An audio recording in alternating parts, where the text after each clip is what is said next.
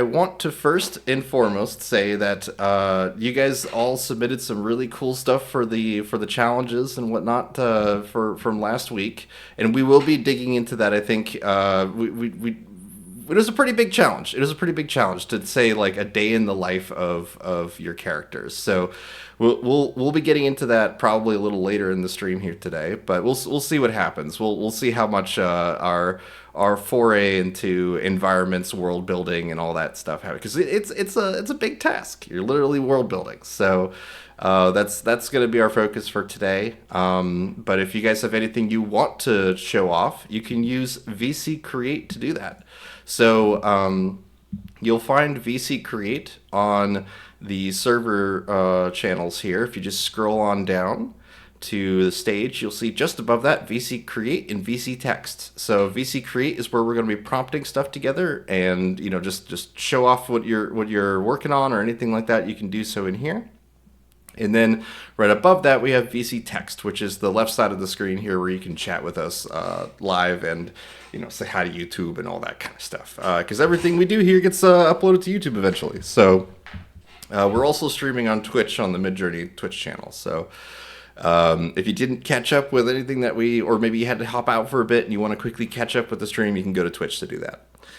Why don't we have a create on the web too? The midjourney.com is awesome. Like it really gives us a lot more utility than Discord has. And we will be hopping in and out of the website through the stream here. You're more than welcome to follow along using the website instead of VC Create, but VC Create is where we're going to be like collecting and sharing all these things. So the easiest way to bring a prompt in from your, say, like your Midjourney account to say like you make something really cool and you didn't do it on the Discord and you want to show it off here during the stream, then the only thing you got to do is grab one of your prompts. I'll just go into create and grab one of mine here. This is one of the examples of what we're going to be doing today, but I'm just going to bring it into the stream for you guys. This one is using the character Max that is submitted, I believe by Zero. I'll double check that really quick. I have been given a note. I have been given a note from people that I really should do a bit of note taking on who makes what characters when it comes to the character portal we have here. So I'm just going to make sure I get that right first. Yes, it was Zero. Awesome. I thought it was Zero, but we have something called the character portal on the Gnarly Studio server where you can submit characters, and we're actually going to do something a little different today. We're not going to start with a character. We normally kind of give you guys a character to start with and just feed into things, like basically put that character in different scenarios and whatnot. But we're focusing on world building today. So just to finish what I was showing earlier, though, to bring a prompt into VC Create, go to copy and then job ID. And then inside of VC Create, we're going to use /show, which should pull up the Midjourney bot. And you'll see that it's going to ask for a job ID. We paste the job ID into VC Create, and in a couple seconds, our prompt shows up. So now you can have anyone that's in the server channel or anything like that collaborate with us, make things. I meant a room on the web. We did have a room, but I think it's just a little bit easier since we were already on Discord, just to keep it intuitive inside of here for now. So, but Also, yeah. rooms have a history of being broken, and that has been a huge problem for us in the past.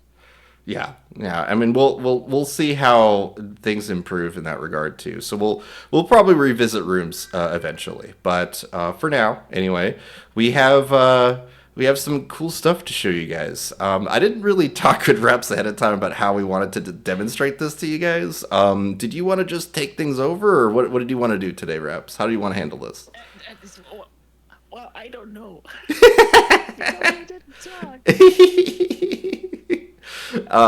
It's all good. I mean, I was just gonna dive into it, but if you didn't want to start with a character, a lot of the examples I have a character put in to show the ingredient formula system that we have for OmniReference. But I figured if you want to start with backgrounds, you should give a little intro into that.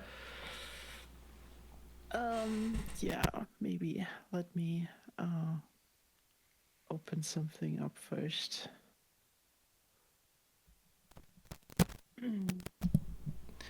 Queen, no multi SREF denied. What is this? What are you referencing here, Lux?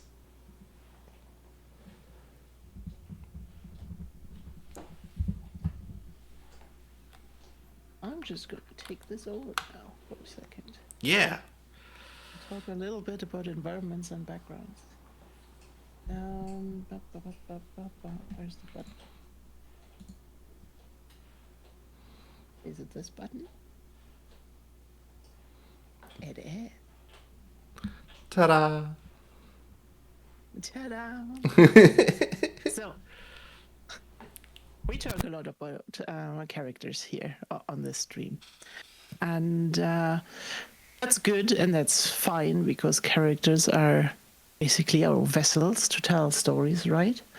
But there is something to stories that is equally as important as the characters you're moving through your story. And that is the story, the feeling, the lore of your world that these characters live in. So it can be our world, it can be all kinds of different things. And me personally, I am a huge sucker when it comes to environmental art.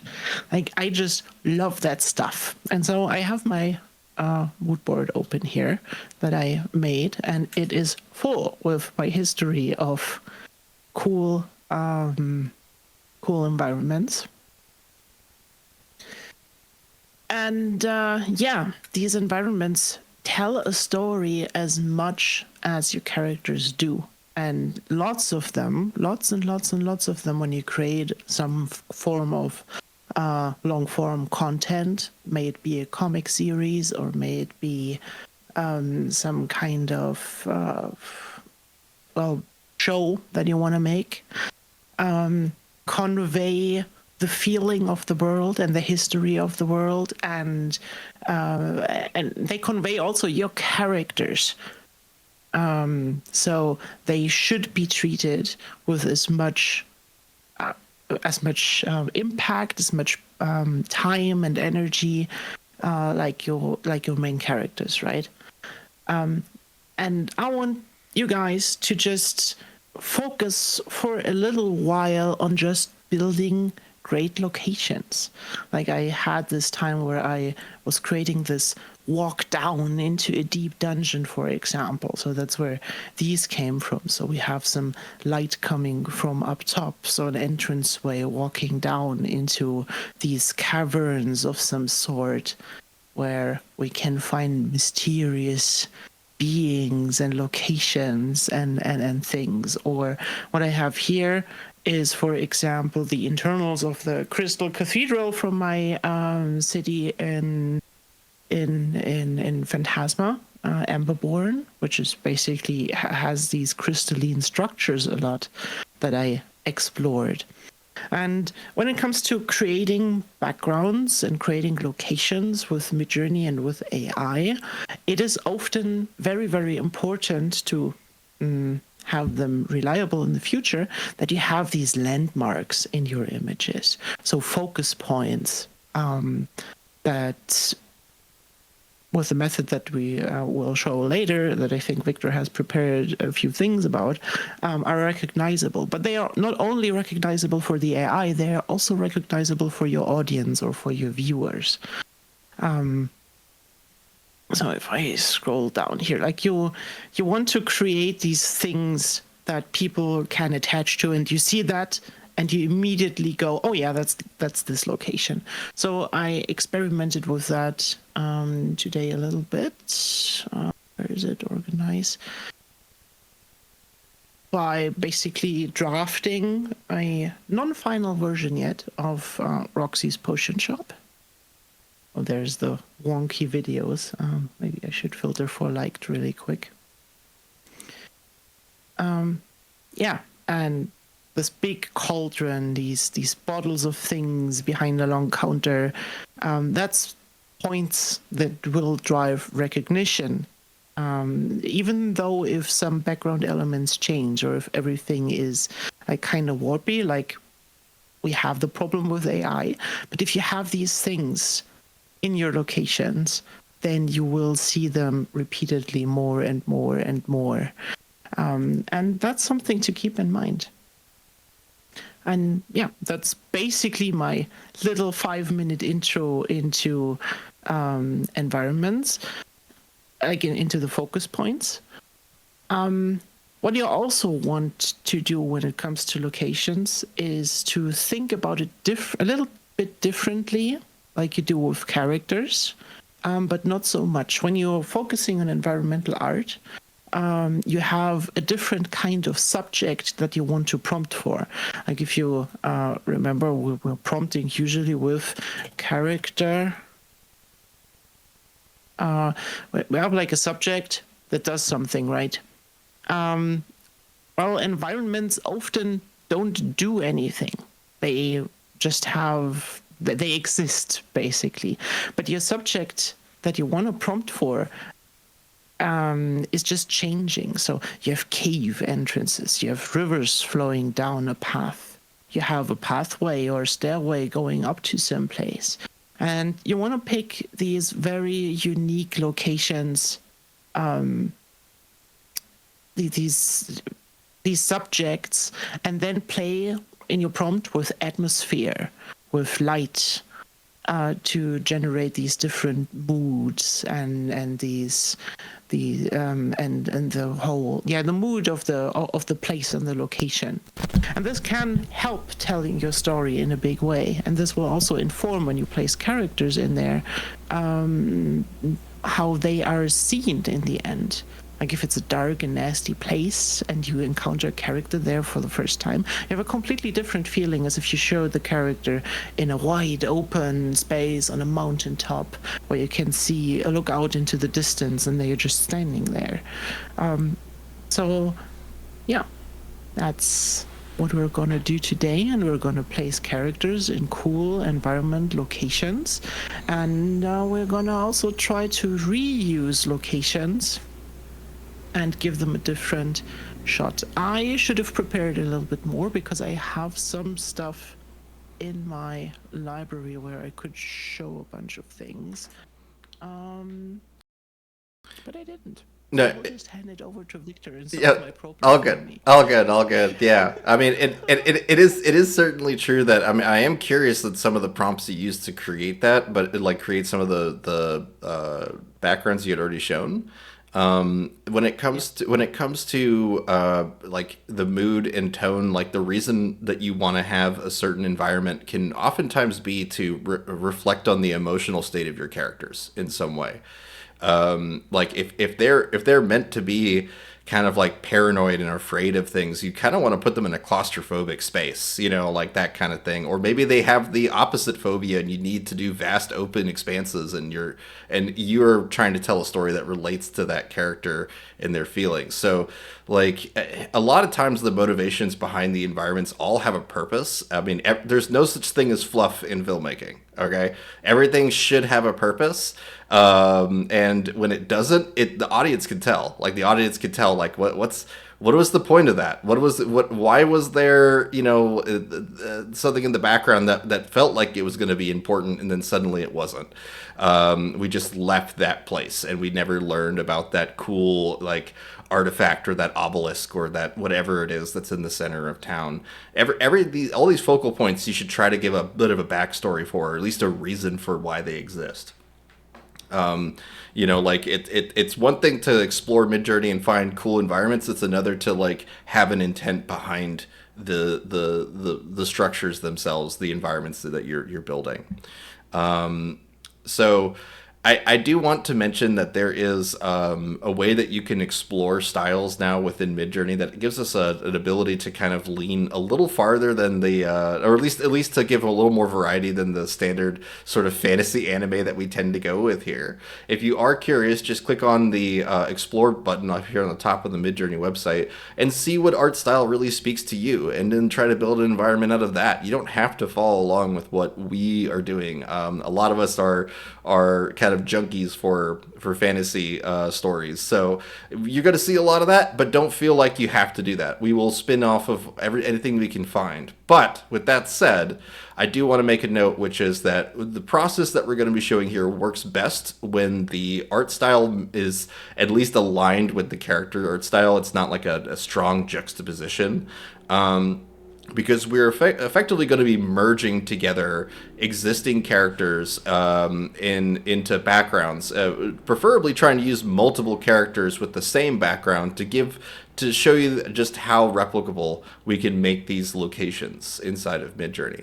And there's already some really cool stuff that you guys have been digging into here. I mean, the I troll for you with this hammer in the water is pretty neat. There's some comic panel prompts. Anytime you prompt with the word comic panels, it tends to lean towards this, clean white border boxes, which can be useful because it gives you multiple angles of the same scene in a lot of the results. So sometimes we purposely aim to make comic panels ahead of time. Sometimes we don't.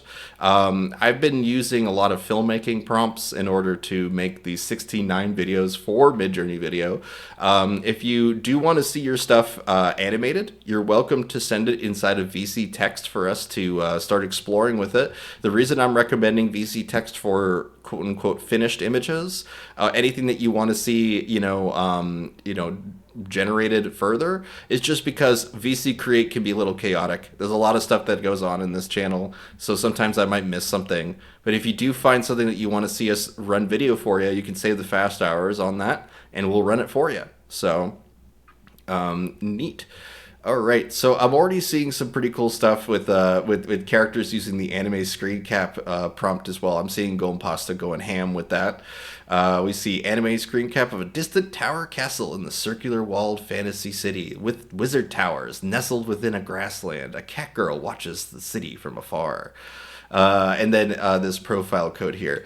Goem, if you don't mind letting us know a little bit about this profile code, I would be curious to learn, because with just the code, we can't actually access the images that were used to generate this mood board. But I am always curious to know what's inside of the mood boards that you guys submit. So I might ask that every once in a while from anybody that's posting these.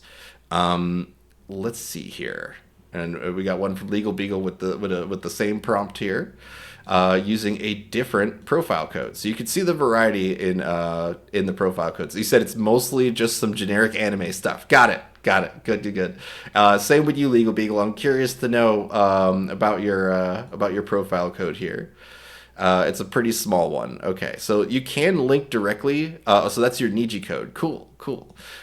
You can link directly to mood boards. You just copy the link at the top of your browser, but you can see here, Goem link their mood board here, and it just loads on up. Oh, nope, that's not loading up the link. Hold on a second. There we go. And there you go. There's their mood board that they're using, combining various different generated images to make their results. So mood boards are great to kind of like quickly hone in art style, but I do recommend checking out the Explore page in order to find SREF codes that can be a little more honed in, a little more consistent when it comes to creating that specific look. Okay. Well, now that we've gotten a little bit of time into here, I wanted to first thank you all so much for coming out here on this Friday. It's a beautiful Friday over here where I'm at. I hope it's the same for you. It is something where I just appreciate you guys so much for spending the time with me today to make stuff, and I want to see everything you guys are doing. So please, be chatty, because we're definitely going to be getting into some at least the OREF or Omni referencing stuff that I feel like for some people would be very useful. Every time we bring this up, people are always super surprised that you can do this with Omni referencing.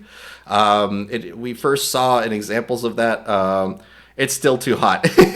Yeah, Chicago's just hot, man. Like it's still too hot. I fully agree. But where I'm at a pretty comfortable place, so I'm happy. But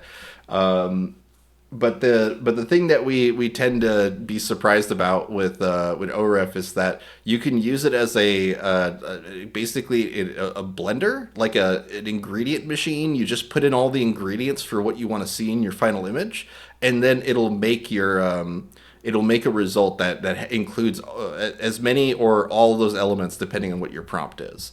So I'm going to show you guys one of them here. Let's see. Oh, I got some backgrounds from Drolanak. Drolanak sent some amazing backgrounds in VC text that we got to dig into because these look so clean. I really love his comic that he's working on right now. By the way, it's there's a level of quality in his comic that I'm just so happy with. I could not wait to show you guys that later. Maybe not today, Drolanak, but whatever you want to do, whenever you want to do a featurette, like as soon as you feel ready to show off that stuff, I am more than happy to do that. New volume this Sunday. Awesome. I'll be staying tuned for that one. If you do, you go ahead. The backgrounds and the environments in Drolnak's comics stand out specifically to me because he has a really good feeling for directing the mood with lighting through these backgrounds. Mm-hmm. It's the lighting and the composition. Yes. Like, look at this that you're showing right now. We have this gigantic tower that you can tell is some point of interest. You can tell there is some history that has happened there. We have a little pathway that's going around, so we're not lost in the midst of the wood. We are in some kind of used area, or at least an area where people walk towards that thing. And this is a prime example of a good environmental shot. Like, we have the trees on the left and the right framing the image, and this big tower just towering above us. The perspective is perfect. The lighting is nice. We have this foreground light that you see at the bottom. That gives us the feeling that there is a sun coming kind of from behind us from the left. That's also reflected on the tower. But because of these big trees that we have here, there is this thing, this area of darkness directly on top of the foreground elements. So that also conveys some distance, and that just makes this tower feel bigger in total. Yeah, I get a feeling of It's an amazing. Yeah, I get a feeling of foreshadowing from this thing. From you know what I mean? Like, I feel like something ominous is happening without it being so, like something quietly disturbing is happening in the forest somewhere. You know what I mean? There's an ominous feel that I get from this particular shot. So I really like it. Yeah. Yes, and it's really important. Like, I see people already creating in VC Create with characters in some environments and stuff. While that's good and fine, and I see amazing stuff in there already. But please take a step back for a moment and think about what the environment that you create creates inside of you. What it means from a feeling perspective to you, how you would feel when you enter that environment, because it's important if you want to tell a story. And it's like, when we think about these, we often don't think about these things, right? It's the same as with music or sound effects in a video show. When it's perfect, it doesn't feel like you need to think about it much. But when it's wrong, it disturbs everything. Rhapsody, you're not my therapist. That's what Legal Beagle just yelled at you. What does it mean to you? What does it speak? How does this speak to you? It's how I learned to think about these things when I was in school, in art school, and we talked about conveying emotion and color theory and stuff. So it might drip a bit into this today, but it's also how I select the pictures that I want to use in the end. So it might help people to just spark that idea. Alistair, you're opening up like a portal with this one. By the way, like, the atmosphere is being sucked into something here, and it's like an entry gate. This is awesome. Loving that. Yeah, there's some really neat stuff already from you guys. That's the one Rhapsody that spoke to me. That's awesome. Sweet. Yeah, this is the kind of stuff where it's like immediately I can get a feeling of the story of where we want to go with something like this. Like, I love this. That's the kind of stuff we're aiming for today. Yeah, this is some just really gorgeous stuff from you guys. I really do appreciate you guys are diversifying your styles pretty significantly today. It's pretty easy for us to pigeonhole ourselves into just pretty anime girls and things like that. I would much rather go this direction where we find all sorts of fun stuff inside of the worlds that we build first. Um, but let's grab a couple of these already because I got some from Jolinak here. There's some from Alistair that are just extremely good too. Like I'm really digging. There's one earlier with this like Crystal Fall here. It may seem kind of like you know maybe not much is going on here, but what I see is just a very painful place to be. Like somewhere if you fall into this would hurt. You know what I mean? Like this is the like I could easily see one of her main characters falling into this place, sliding in, and she has to like recover a little bit after that fall. Things like that. It's pretty cool. You see it? Yeah, I see it too. But yes, like this background here. Like this is one of the ones I'm gonna save to show off for what we're doing today. So what I'm doing, I'm just gonna collect some backgrounds here by dragging into my desktop. And we'll make a couple custom OREFs for you guys today. In the same way that I made Max's a little earlier to demonstrate this. And I noticed that there's already one with your character in here, Alistair, and this is going to be very similar to this method. But I'm very curious to see. Let's see. Okay, grab this one. Okay. And let's see. We got a couple more from people here. Let me just grab all these first. This one looks like the Alien Worlds planet. We might use the Alien mood board on this one. That's pretty cool. Um, let's see here. Scrolling a little farther down. Going ham. Yeah, indeed. Going ham. Go get your ham. Nice. I do like this. For the sake of what we're showing off, I'm gonna probably in paint out the character that's down here, but I will also save this one. The reason Yeah, why that's is a good one. I just don't want the character that's inside the image to influence the result that we're going to be aiming for here in a minute. Yay, this is really cute, and you're already moving ahead. Look at the little bag she's carrying; it's so cute. That's awesome. All right, let's show how to make these ORFs then, because I feel like I got a couple of these backgrounds now. Oh, look at the frogs! Oh wow, that's cute. That's neat. I'm almost done catching up with you guys. Wait, I made a skeleton earlier. I'm safe. Yeah. Yeah. Also, something else why we're doing this is when you introduce a character, right, in let's say a video to some place, what you often get is 2 or 3 cuts, after the other, just showing the surroundings, and that instantly gives the person, the viewer, a feeling of where they are, what the feeling of the location is, and then you cut to the character doing something. And if it's just having a conversation, but these establishing shots showing your environment are crucial. Otherwise, you just have character shot after character shot after character shot after character shot and no pause in between. So, yeah. All right, so I've got. Where I want to go with this. That's I'm a little bit scatterbrained today. Oh yeah, me too. Me too. No, it is one of those days for both of us. I feel like I'm excited to dig into the next step of this though for you guys. So I've got a couple backgrounds here. I'm going to take this last one from Lux really quick. This overgrown theater. Okay, so what I'm going to do is quickly open up.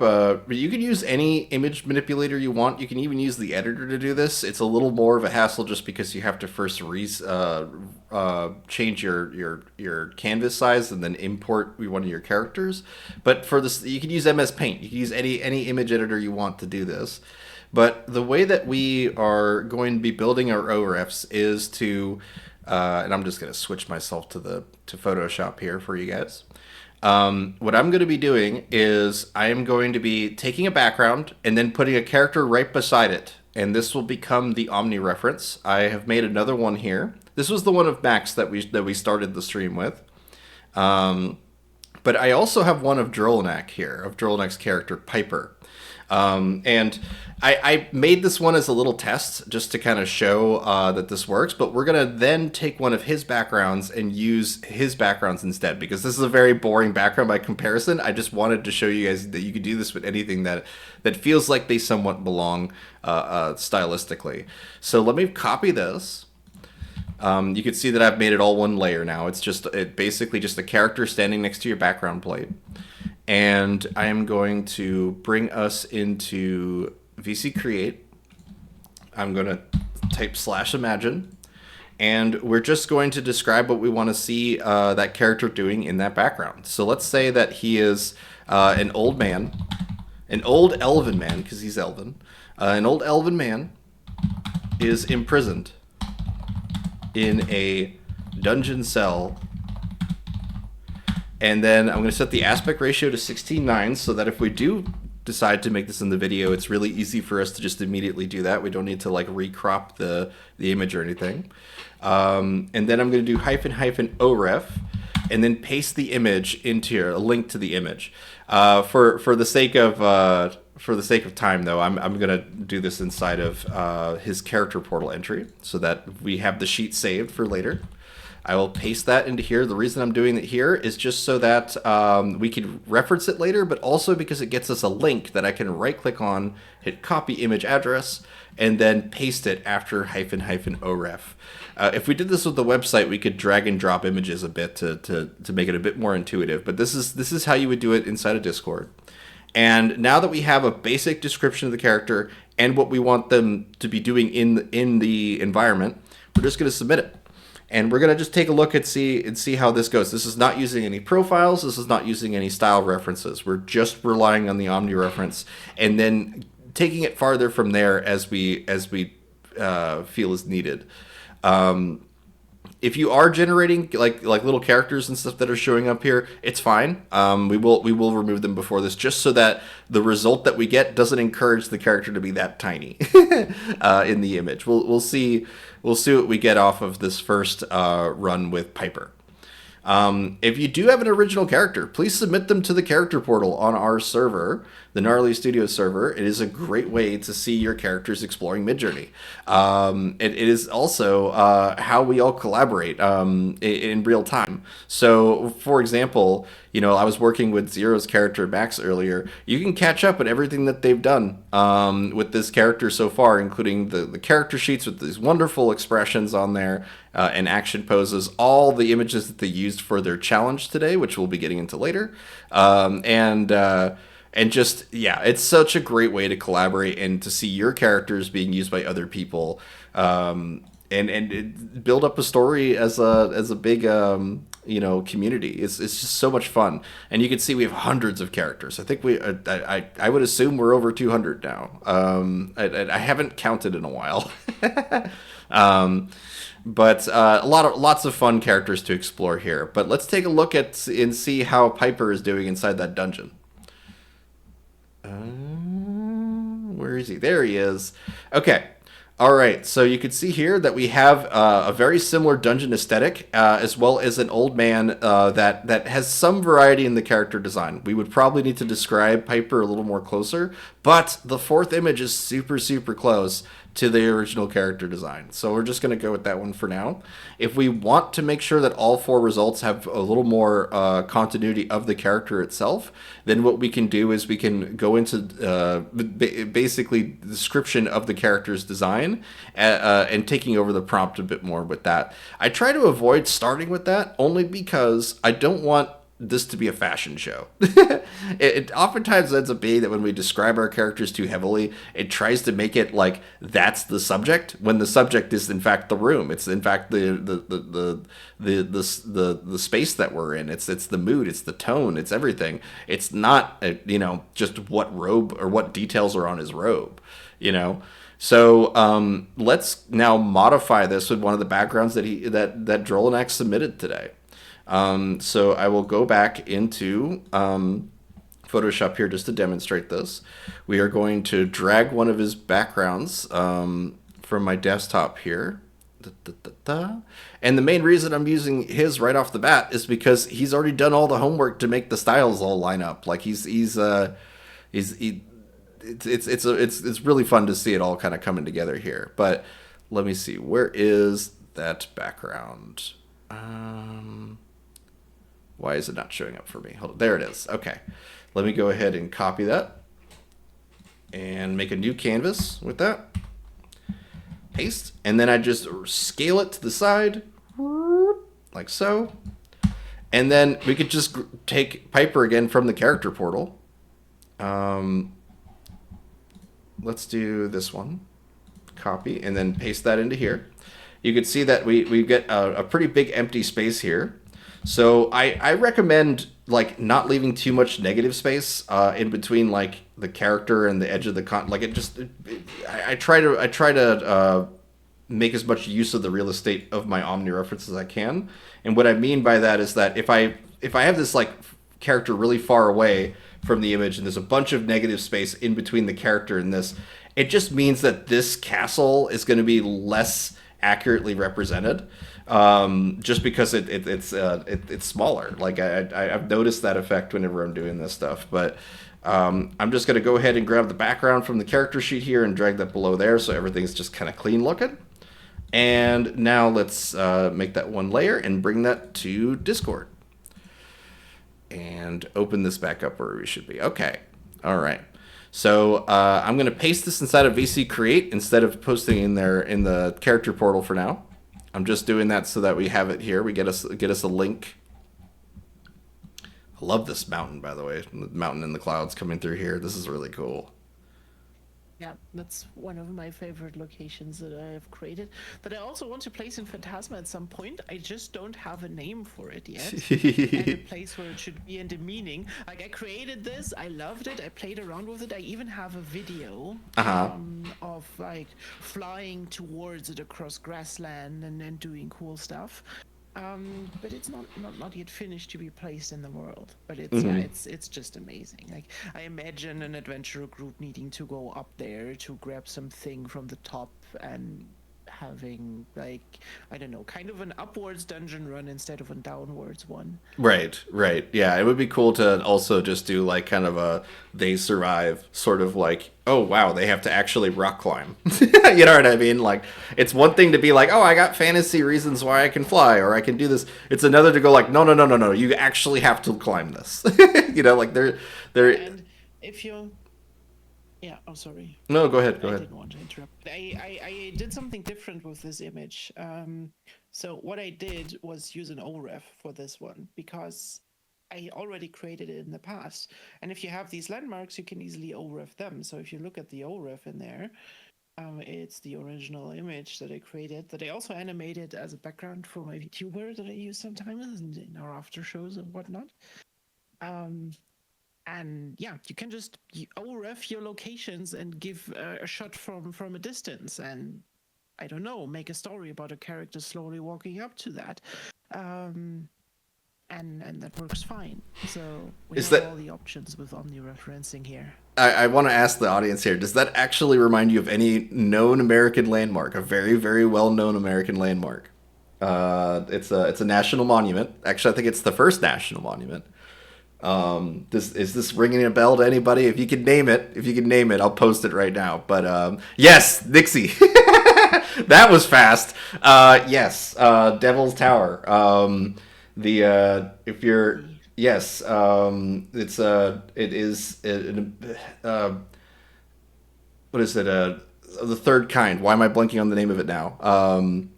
Close Encounters of the Third Kind, Spielberg movie. Centers around Devil's Tower. And I mean, Rhapsody. This looks a lot like your space here. Let me just paste this here. Let me see if I can get one that's a little more dramatic with the lighting. Let's see here. I mean, in black and white, it's kind of that. But let's see here. The reason I'm bringing this up is just because, yeah, I mean, well, okay, there's someone in a superhero outfit with it. But look at that. It just reminds me of it. It looks so much like it. But it's a very, very unique structure, volcanic structure that I'm not a geologist. I don't know anything about rocks, but I can tell you that this is a really cool thing to walk around. It takes 15 minutes to walk around. It's one of the smallest national parks I've ever been to, but it's awesome. I highly recommend it. And we watched Close Encounters of the Third Kind from our RV when we were hanging out there. So it's just the taller, spikier version of that. So you could Pointing out that it's aliens. I'm sorry. Enid's pointing out that it's aliens. Yes. Cough, cough, aliens, indeed. Yeah, no, I had a lot of fun with when I visited Devil's Tower. It'd be really cool to actually prompt for Devil's Tower and see if we can make something within this art style of that location. So we're talking about locations today. Let's try to bring in some real life into that too. You know what I mean? I would be very curious to see what we get off of that. But let's go ahead and grab our the little Omni reference that I had made really quick here. And let's just give a little description. Instead of being stuck in a drab dungeon, let's go ahead and have a Piper here. So let's say an old elven man takes a walk with a walking stick as they approach the tower. I need a space here. An elven man takes a walk with a walking stick as they approach the castle tower. Then we're going to set this aspect ratio to 16:9, and then OREF, and then paste the link for it. Yeah, OREF needs to be more prompting to be good. Yeah, I mean, it's a lot of times the Omni references are not enough on their own. You need to maybe do, like if we get variety in the style of trees or the kind of trees that show up in this result, we might need to describe the exact kind of trees that we want to see. You know, I treat everything with Midjourney as iterative. The images that I get back are not the final images that I use. Oftentimes, I'm heavily editing them to meet the final standard that I have. But they are used as an iterative thing where I'm oftentimes remixing previous results and just trying to improve on the wording of the prompt to get closer to what I want. So there's less manual editing that happens afterward. If you do not have remix mode on, I highly recommend it. If you go to /settings, just make sure you have remix mode turned on. It's this button right here. Make sure it's highlighted in green. And that will let you be able to quickly remix a result based on the existing wording of the prompt. So let's see if my result shows up here. There's a lot of stuff coming in, so it might be a little delayed here. There we go. Okay. All right. So we can see here that we have Drolnek's character now walking away from a castle that's very, very similar. But we need to describe the forest a bit more, because it is definitely opening up the castle to be this grand, vast, expanse. The fourth one, again, is pretty good, but I want to make sure that this feels nestled in the forest. So let's actually say that. So if we hit the reroll button here, and then I say, an old elven man takes a walk with a walking stick as they approach the castle tower that's nestled deep in the forest. You can even pull some emotion into it. Like, there is an ominous feeling in the air. It sounds super subjective, but it helps. It really does. Kind of give you the tone that you might be more aiming for, or maybe you saw that you want to exemplify or make bigger with this. So we'll see how this one comes out. It also helps to be able to start bringing in additional, parameters like style referencing and whatnot. But I'm not going to get into all that just yet. I really want to take full advantage of just doing this ingredient method of omni-referencing, where we're including all the ingredients that we want. We can even go one step farther. What if we wanted him to have a specific kind of cane or prop, right? That means we just expand on the omni-reference. So first, let's take a look at the result after we included a couple additional words in our remix of this. Just give it a moment here to finish loading. There we go. All right, look at that. All right, there's certainly a lot more trees side to side. It's way more like the original Omni reference with this, and it pulls together at least that feeling of it's more in the woods than it was before. So that's really cool.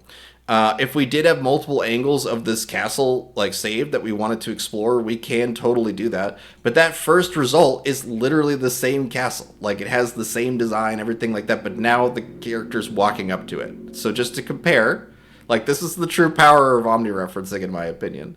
So if we take the look at the original, see the position of the castle and all that stuff, omni-referencing is doing a great job just nailing that angle, that site, all that stuff. But let's add one more parameter to this to see what it does. So if I hit reroll here, I'm going to add an omni weight as well. Right now the default's just at 100, but if I can go up to 1,000, right? But whenever we're doing character stuff, I don't really recommend going up that high.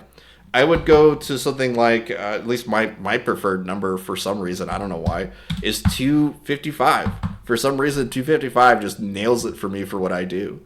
But with a higher omni weight, what's essentially going to happen is that it's going to more likely take your omni reference literally. It will start to, like if I have that number too high, it starts to split the image in two. It starts to say, hey, you have two images inside of this omni reference. Maybe we should always make it two images. That's why you don't want to go too high with that. But with a slightly higher value, it more likely replicates the character more accurately, and it will replicate certain environmental details more accurately. Look what's happening. We have the castle now. In 3 out of the 4 results looks exactly like the same castle, but slightly different approaches to the castle. Isn't that amazing? Like, we could really use this now. It takes full advantage of this, so or at least a full advantage of omni-referencing. So let's give Piper something specific here. I want to expand on his omni-reference a little bit before we get back into the environment stuff. But I will come back into Photoshop here. And let's just expand the canvas a little bit. Just a little bit. Let's find him a cool cane. I want to see actually. I don't want to dig into your whip, Strolanak, because I don't really know. I don't want to intrude on that. But you do have him carrying this pretty straight cane here, like a walking stick. You don't mind? Yeah. Let's give something that can be a bit distinctive here. I know that I'm on Photoshop right now, but let me just grab a gnarled wood cane real quick. I use the word gnarly a lot for my prompts, obviously. So let's see, gnarled wooden cane is what I'm gonna just quickly grab. Let's see. I want to make sure it has a distinctive shape so that we can recognize it when we prompt for it too. Let's see here. I want to say full image of it. Sorry, you guys are just staring at Photoshop right now, but I just need to grab an image of a cane. It's amazing how boring most of the canes that I see are online. So, yeah, that's not going to be recognizable. Let's go ahead and grab this random cane, a vintage rustic cane from some dude's eBay listing, I think. So if we look here, look this person's just selling this on eBay right now. Hey, you want to buy my stick? I got a cool looking stick. We're gonna quickly isolate this stick here, just like that. I use object selection in Photoshop, but you can also use object selection in Midjourney, called Smart Select. What we're going to do is we're just going to drag this into our Omni reference. I'm going to make sure it's big enough to be about accurate to the character size, just so that it doesn't get too silly big. And then I'm just going to make sure that background now is the same color. And then we're done here.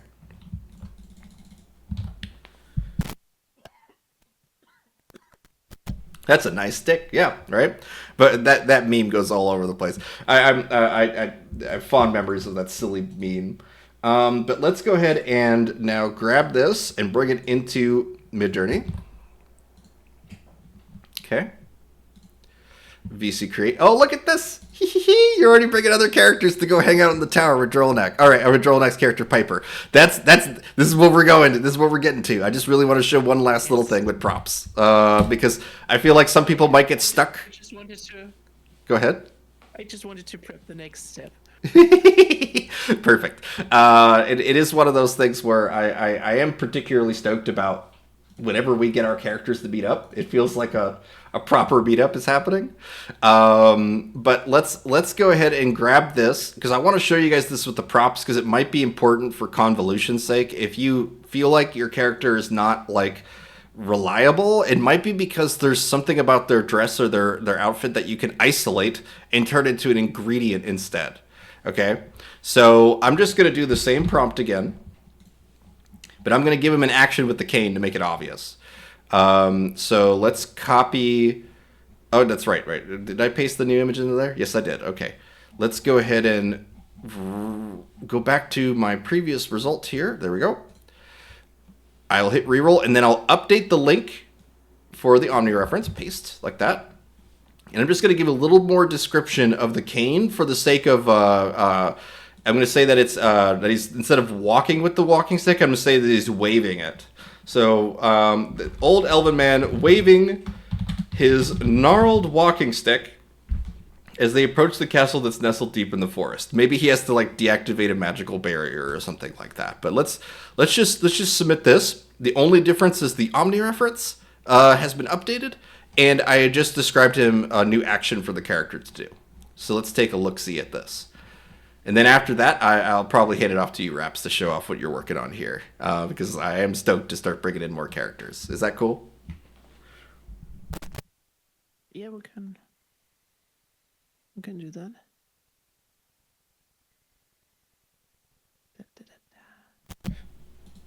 Just trying to get everything wearing. Is that Albert Einstein, but with his head in the clouds? Is he just imagination land? That's what I get from here. Oh, look, it's me, Gnarly Stick. Yeah, I am a fan of gnarly sticks. I do admit. I do admit. Okay. All right. Awesome. Okay. All right. So he's not literally waving it in the air. He's waving, but it is recreating the bend in the wood really well. It is a very subtle bend in the original Omni reference of this. Where did I put it? Where did I put it? No, I opened it the wrong thing. Hold on a second. Exit out of this. There we go. Open it here. There we go. You can see that it has a bit of a crook here, and then it goes straight down for the most part. So if we try to look at that, it replicates that here, and it exaggerated that here. It's just at different heights because we haven't established where it sits, in his hand. But this is pretty cool. If we re-roll this, we could probably get him actually waving the stick itself, or describing the prompt more better that he should be holding the stick in the air or something like that. Yeah, that's really cool. Ooh. I'm stoked to see you guys all coming to hang out at Drolnak's castle, or Piper's castle. And I'm going to make you guys a blank template of Piper's castle here so that it's really easy for you guys to do this, for you guys to just slap on one of the characters from the character portal. We do have a way to filter for fantasy, which I will show you guys here as I submit this. So let me go ahead and get you guys this. I'm going to post this inside of VC text so that you guys have it. It's Teed's castle, Piper's father. Oh, okay. So we're all going to go to Piper's dad's place. He's got some cool beer. Let's go ahead and submit this for you guys. Isn't that a Billy Idol song? Filter for fantasy. Okay, let me show you guys this here. Piper's dad said no parties. Piper didn't listen. Yeah, he's bringing all the boys. But let's see here. Okay, so if you look here, we have our blank template now that you guys have inside of VC Text. Feel free to take this template and then hop on over to the character portal. I will also include a link to the character portal for you guys inside of that post. So I'll just hit edit on this. Throw a character from the character portal. into this image. There you go. All right. So what I'm going to recommend you guys do is inside the character portal here, you are going to find at the very top various different filters. We have filters based on all sorts of things, including whether your character is a hero, a villain, so on and so forth, a monster, that kind of thing. But also, we have two different fantasy filters. We have fantasy itself, which is just the generic fantasy theming. But we also have Phantasma, which we've been collecting for you guys here, so that if we click on Phantasma right here, these are the ones that people have already submitted specifically for our series. So a lot of them overlap with each other, but it's a great way to find ones that are just quickly going to align with the art styles that we've been working on for over 2 years here. So very, very cool to just instantly grab one of these characters and go, I want to see them in Ted. Is this... I keep reading it as Ted, by the way, Drollenack. Tiad. Tiad is what I imagine it's pronounced, but I keep, like, is there going to be another character named Bill? Bill and Tiad. Yeah. But let's go ahead and grab another character here just to paste that into there, and then I'm going to hand it over to Rhapsody. So we have a couple villainous, angry characters like Fungi Mancer's Kanom here. But I'm going to grab, let's grab one of these more obscure ones. I would say, let's do the Whisper of Dunes, the little ferret dude. What we're going to do is we want to make sure that we take an image of the ferret character that kind of makes sense for the aspect ratio we're aiming for. If we want them all to be approaching, right? We could just do the front image, but the back image might even be better. But we don't identify it all as a ferret-like creature from the back. It's just the tail that's there. So I'm going to use just the front image for this. And let's go ahead and bring ourselves to this tablet again here. Scale that up to fit this.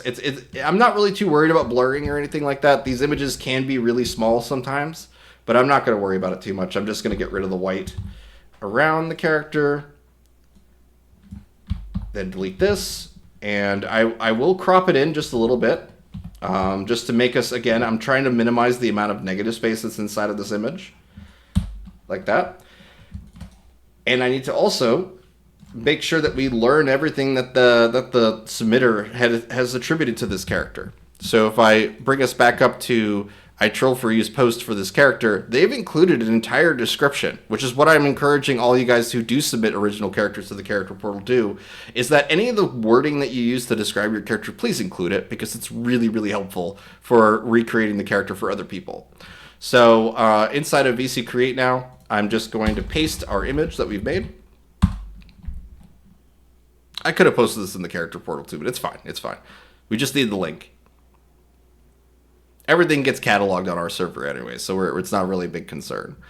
But I'm going to go ahead and now copy the address for this link. And let's go ahead and grab this image here. Rerolling in order to swap out the OREF. Bob. Bob is a good name for any character. That's true. That's true. But I want to grab the character portal entry now and say, all right, it's an anthropomorphic brown male ferret with brown fur bandages covering his eyes, blind, yellow hood over its head, wide-sleeved black clothing with gold patterned sash, baggy pants with white front panel, brown tail, bandages around his ankles. So the thing is about this is that if our intention is to have the character walking towards the castle, we don't really need to describe the parts of him that we don't see. But for the sake of making sure the character is as accurate as possible for this image, I'm going to go ahead and paste the entire thing. Let's go ahead and make sure that we include a description of the castle. The castle is nestled in a deep forest because we know we needed that based on our previous experience with this image. And we're going to say that that this is, at the beginning here, an anthropomorphic white male ferret, okay? And then around his ankles, approaching. Okay, and then I'm going to just make a new sentence and say that this is just the very first start of this sentence, just to give us a little bit of context. An anthropomorphic brown male ferret approaches the castle. There you go. And that the idea here is that it's okay to be redundant. It's fine to be redundant. The Omni reference is going to handle a ton of it anyway. But the redundancy will help us be able to establish that no, there shouldn't be a second character that's in the image. It should be this character, that kind of thing. So let's see what we get off of this. It's kind of pushing the boundaries a little bit because we are talking about anthropomorphic characters. Anthropomorphic characters tend to kind of go all over the place when it comes to certain consistency issues, but we'll see how this goes. But you're going to notice immediately that the ferret character is facing us, and that's because the description is more like a fashion show. It gives us all the details of the character inside the description or the prompt, and that will just encourage the result to look like this, where the character is facing us and more like walking away from the castle. If we want the opposite, then we need to start deleting details of the character, as well as maybe even updating the Omni reference to feature the back of this character. And there you go. There it is. All right, that's pretty cool. I definitely, like this is where we're starting to push boundaries of style inconsistency or convolution a little bit compared to Piper. Piper is like almost like painterly realism by comparison, but it's fine. It does a really good job merging the stuff together. So yeah, if we wanted this character to flip around, we just grab a different angle of the character from the sheet that was provided. We do have a way to create turnarounds.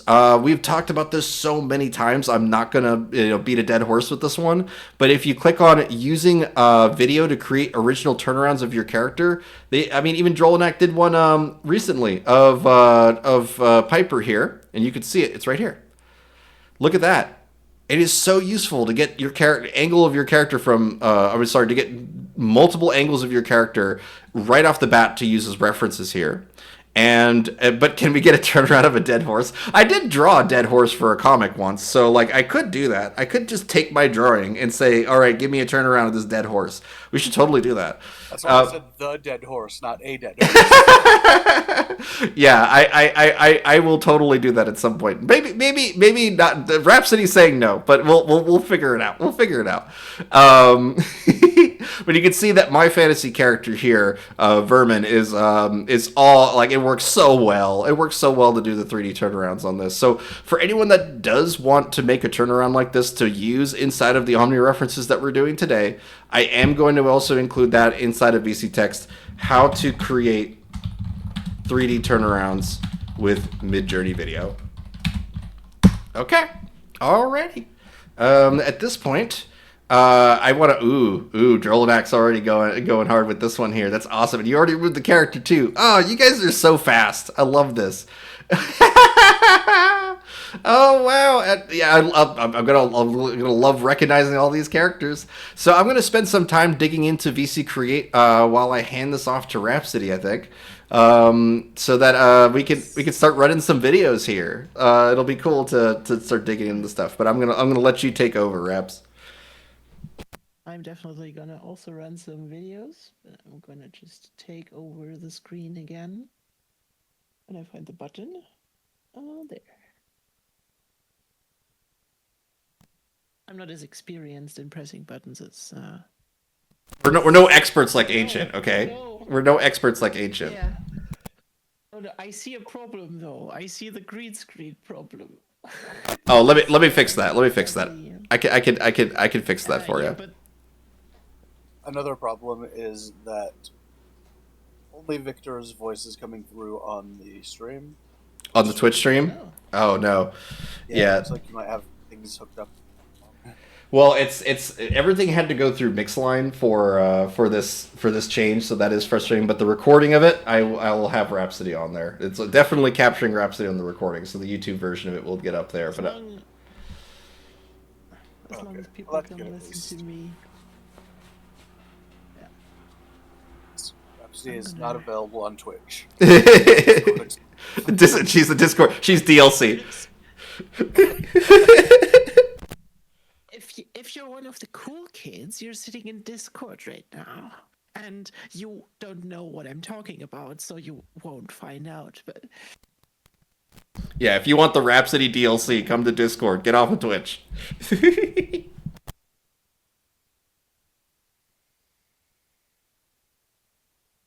would you be so kind deactivating the green screen? Yeah, let me see here. Under you, I believe it's let's see here. Yep. And filters, edit filters, and turn that off. There you go.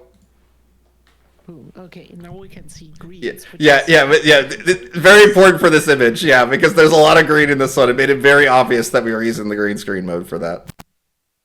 Color keying, I mean. Yeah. So I've collected a few images here, or like the two that I made and the one with Piper here coming up. And I'm often putting images when I plan out a scene next to each other in a tool like this. This is ExcaliDraw. You can just go there, open a new draw, and just paste images and have like a cool board to think about stuff and like draw arrows and write things and whatever. So when I see all of this, what I'm thinking is, okay, I have this cool shot where she's slowly walking up to the gate here. And what's really cool is that because of OREF, we definitely have the same kind of tower going on here. So we see the first story here, and right about there where the image is like a little bit darker there should be kind of this tower, or it's hidden behind this tree here in the original image. So what we want maybe is extrapolate this to give our characters more freedom, to be able to place more characters in the same location, but with a different camera position, right? So what we can do now is use the OREF trick again to focus kind of on the door here. And give us and just look around the scene, and there's a few ways of doing that. So what I did as a start is I quickly just went in Photoshop and just removed her from the image here. You can of course also just do this in Midjourney. I'm just gonna go in here and press edit, just roughly draw her out.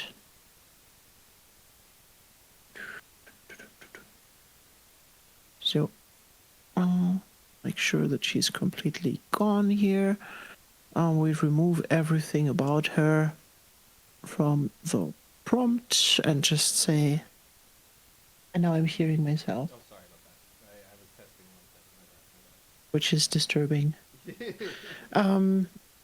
The entrance to the gigantic tower. Yeah, that's everything I'm gonna write. And I'm just gonna hope that it's putting in all my profiles, but we will see.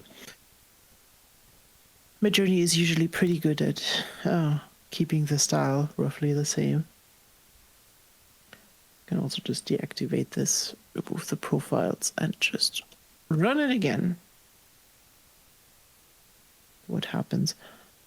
Yeah, but these things are that's already pretty good. But I think I did a better job here in this one. So I'm not gonna, you know how outpainting of characters works. So I'm not gonna do this again. I'm just gonna grab this one here really quickly. Layers, copy, and then go to create and paste this in here. So now we have an environmental shot. And the first way of exploring the area around here is just doing video. So I'm just gonna input this as a start frame into the video. And I think I'm gonna switch, yeah, we are on SD, so it goes a little bit faster. And I'm just gonna write, the camera flies towards the gate of the tower. It slowly circles around the gate in an 180-degree rotation. And that's all I'm gonna do for now, and I'm just gonna let it run, maybe even twice, just to be sure. And that way we will get like a nice view of the thing, of the gate itself. And I'm also gonna do this with the Omni reference, and I'm saying a close look of the tower's gate. The gate has I don't know what the gate has. What does the gate have? Does the gate have... It doesn't have much. Oh well, we're just gonna try this. A close look of the tower's gate. And also in aspect ratio 16 by 9. That's all I'm gonna do. I'm just gonna prompt this. We'll see what we get. So you don't have to spend a lot of video credits to get different shots of the same place. I'm just showing both methods here because the video, of course, is kind of more connected to the original image. So that's a neat little trick to do because we also get like intermediary in between shots of going up to the gate and looking at it. And as we can see, the OREF version of this has added a different tower up here that we maybe don't like. So I'm just gonna take this and increase the Omni weight to something higher. Yeah, that's also a habit I developed over the last 2 months or something. Oftentimes, I don't even wait until the rendering of something has finished to look at it, if I see that there's already so many things that are wrong. Oh, the OREF. It doesn't really like the OREF of this one. Maybe we can change this. A close look is maybe close up of the tower's gate. What we can also do is just screenshot the gate. Oh, here's the circular tower from her walking up. I didn't notice this. So she's standing here. Where does that come from? Oh, it comes from nowhere. It was just hallucinated. I'm confusing myself. Help.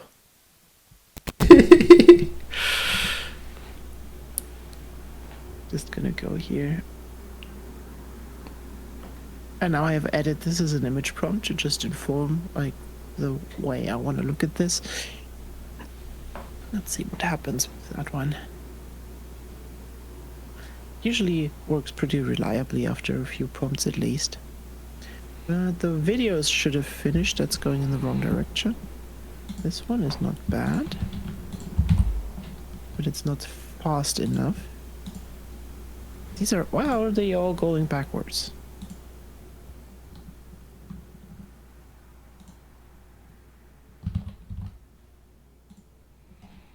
But yeah, we're already here. This is a good shot, for example, for a different one. We're not close enough for my taste yet. This is way better.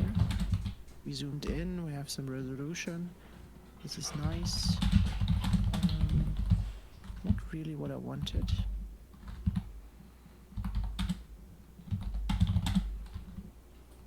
Let's see, but you see this way, you get kind of different positions. Let's try this again. Let's take one that is closing in like this. Yeah. Okay. Then we just extend it manually. I mean, even just having a slow zoom of the door gives us a feeling of like, you know, there's something important happening behind it. You know, subtle movements help a lot for establishing. Focused on the door. We're just gonna add that we want to fly to the right with the extend. This usually also works pretty fine. Like there is, of course, as always, some try and error. But look at this. This is already pretty good. Now when I look at this, I see we have this kind of box thing over here, which is fine because we also have it in the original. And I'm just confirming that the image represents what we see in the original. So the problem here is mainly this angle over the left side here, which is completely incorrect. But we can try to edit that out. We can just take this and remove, make that complete wall, and say landscape looking into the distance, forest. And we also remove the image prompt. See what happens.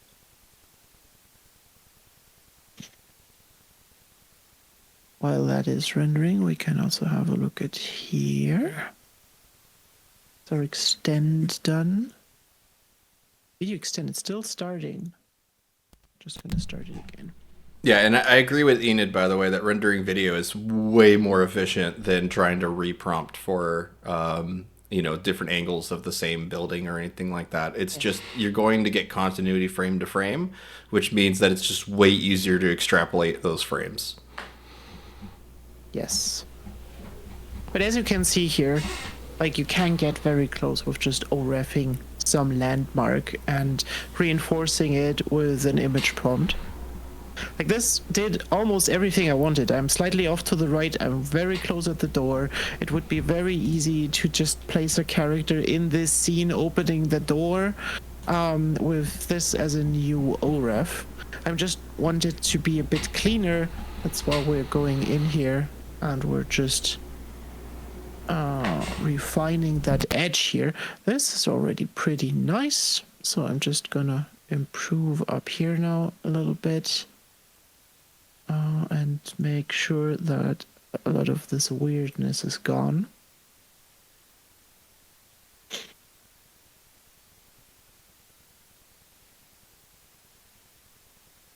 Yeah, my videos are stuck, I think. What happens if I reload? Yeah, mine got stuck a couple minutes ago too. They're coming back though. I got a couple of error messages, but they're coming back. They're one of them is at 0%, and I think the other one's at 5. So it's coming, I guess. Yeah, but look at this. This is already pretty usable. I'm just gonna upscale that to the gallery. No, actually, let's go back. Download image. Just gonna place this in my Excalidraw, and now I have a different OREF I can use with the same kind of method that we used to go up here. So if I take Athena here with this image, go back to here where I have Athena. Just gonna quickly grab that image.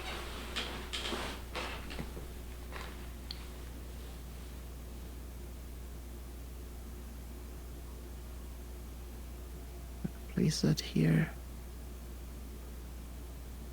and make it a bit bigger.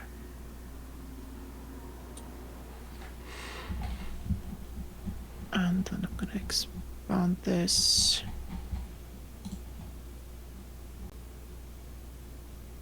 And we should, because we should now also think about sizing, but I think that's about the right size. I want this gate to be massive.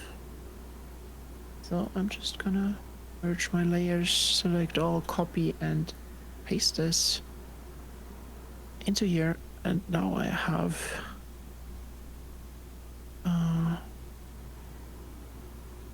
a link here. Oh no, I think that doesn't work. That just zooms directly there. I'm just gonna post it to Discord. Why not? Just gonna post it for you guys in VC text. No, wrong link. I have this problem for quite some time now that my copies are not working correctly. So here we have the thing. I'm going to And now we have a new Excalidraw now, OREF. no matter what you say. Go there.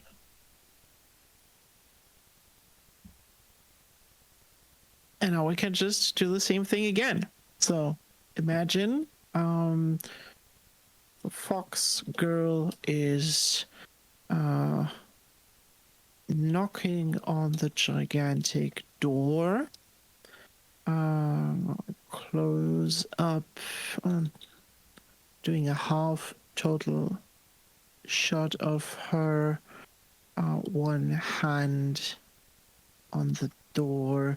She is looking up. She is in the shadow of the building.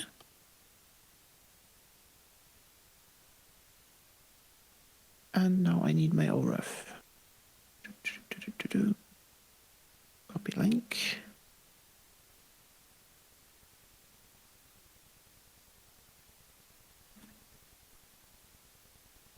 So what? You had me at Fox Girl, so it's a good thing you said that first. Okay. So. Oh, I see things. 360-degree drone footage flying around the castle. Yes, exactly. That's another trick you can do to just get different views and angles and locations of the same area. Yeah, And the then we just drone use that footage. trick over and over again. Yeah, drone footage is such a hack. It's such a wonderful hack to get the things to spin around subjects really fast. Just because that's what happens in drone footage, right? Like we're yes, we're telling a fantasy story here. It doesn't mean that we're using, like we have all the modern tools available to us to get us whatever dramatic camera angles, especially it's kind of hard to get Midjourney to do Dutch angles, like to do like kind of like tilted angles sometimes. And drone footage really encourages that. So I really like messing with that. Yeah. Now we get images of her being here. We have a problem with this though, and this is degradation of quality, which is happening because the style of this area here and the size of the image in total has increased, right? So when you input OREF images into Midjourney, there's only so much resolution that it can handle. So if you make your OREF super large, everything gets compacted down to a smaller size. And in this case, what happens is that we completely lose a bunch of her character information. And we are also pretty far away from the building. So what we can do is change our OREF here. Change it back to this size. Just place this here. And remove that part. Need to rasterize this. Where's the button? Rasterize layer. Oop. Make a new one.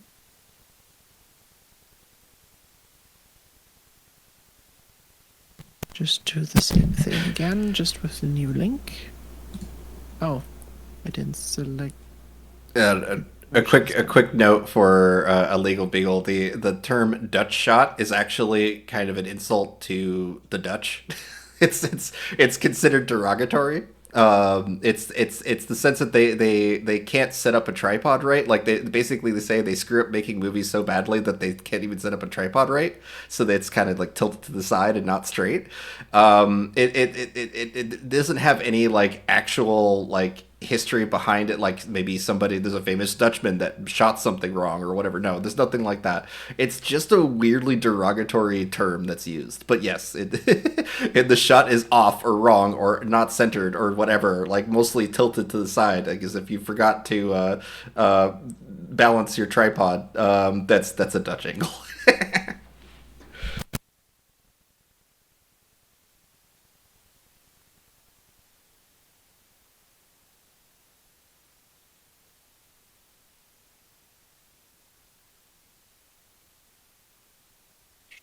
Just waiting for the render. So nice. Now we kind of have her at the door. And if you look closely, what you will notice is that this door has this strange metal hinges that run across like an L shape over here. And that's from the OREF. So even these details get transported. Now we did a little bit of a style switch here. Like the thing is getting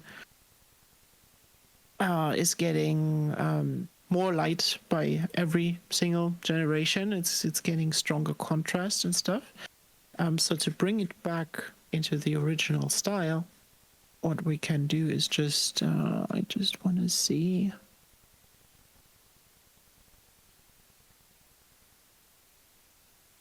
Go in. Just take this.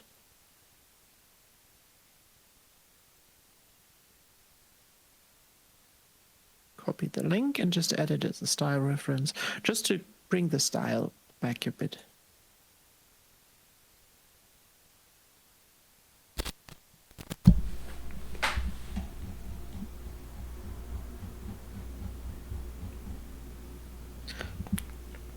And yeah, this can be repeated over and over and over and over again.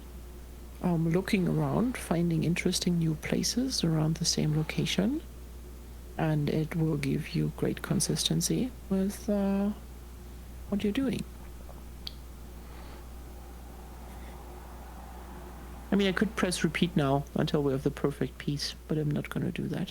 Instead, I'm going to hand off back to Victor to show what he did with camera drone footage and flying around things, because it's really cool. Yeah, and we'll be actually utilizing it as well. So if it's another case of the Deutsch becoming Dutch, then the Rhapsody being here, it is appropriate. I got to turn your green screen on. If you ever wanted perfect green screen footage of us, now you have it. Yeah, at least for a moment you did. Yeah, there you go. So yeah, also interesting factoids about the whole Dutch angle thing. I did not realize that it's Deutsch and Dutch is just being kind of convoluted there, but like it is interesting. It is interesting. I learned it as a derogatory thing probably because I am like Dutch. They were probably just making fun of me more than anything else. But yeah, let's take a look at this 360 drone footage really quick, and I'm actually going to use the website to kind of go through my results for this while you guys are posting some really cool stuff inside of VC Text. Any of these results, by the way, please share them inside of VC Text so that we can feature them here like this. This is awesome. I'm blanking on this character's name, honestly, for the moment, but it is too funny to see this character just lost in the woods, being like, "Where am I? Oh God, where is this place?" Like, this is great. I love this. Let's go ahead now and grab on the Midjourney website. I have a couple of my drone footage 360s here. The first one that I did was they're both on motion low because we don't actually want this to change as dramatically as you might think.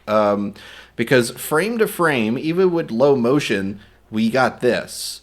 I'm going to zoom in here for you guys so you can see a little better.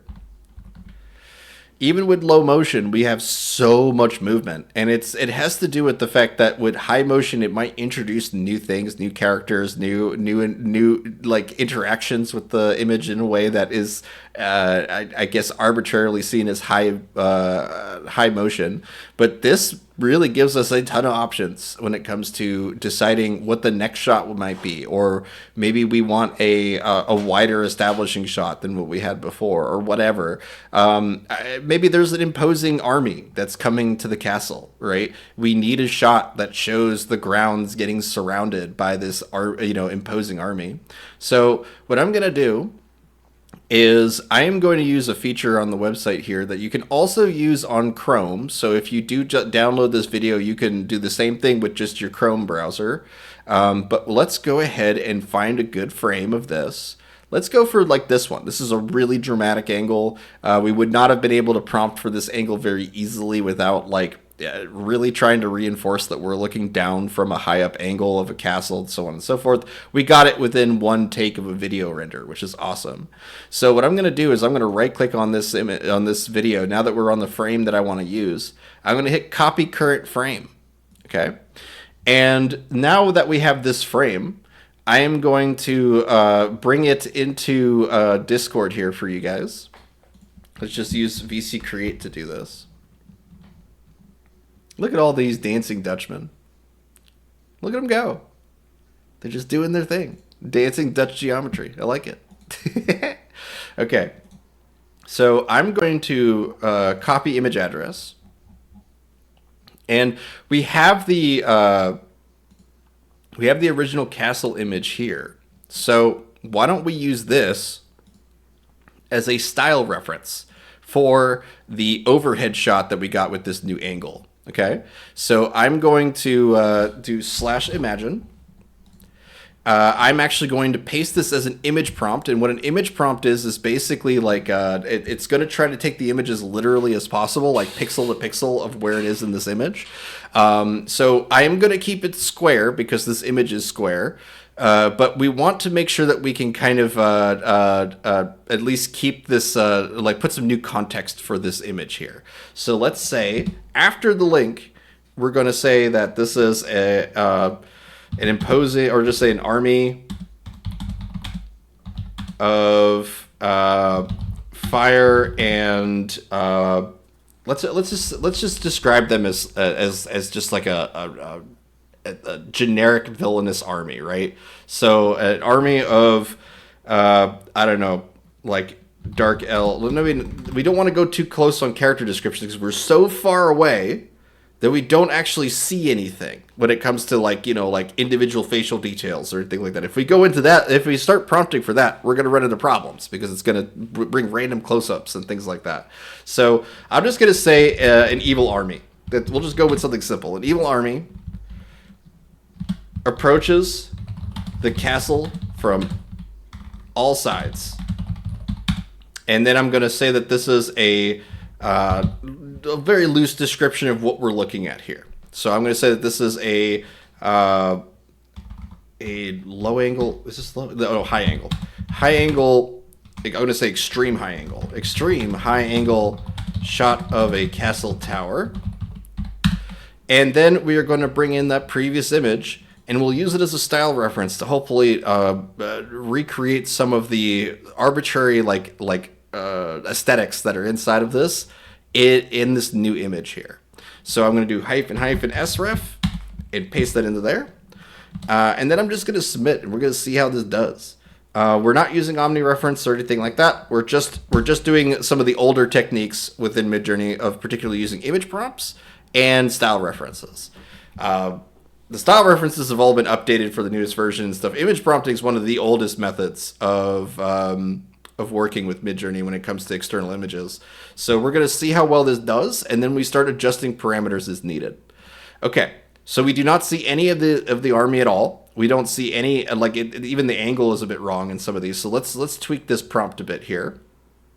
I'm going to go ahead and say that this is so that both the background and the character are in the same pic reference. Yes, they are. Yeah, that'll be that. That's what we're doing for these Omni references, is that we are trying to isolate the backgrounds and the character we want to introduce to that background. So they're kind of like ingredients for the image.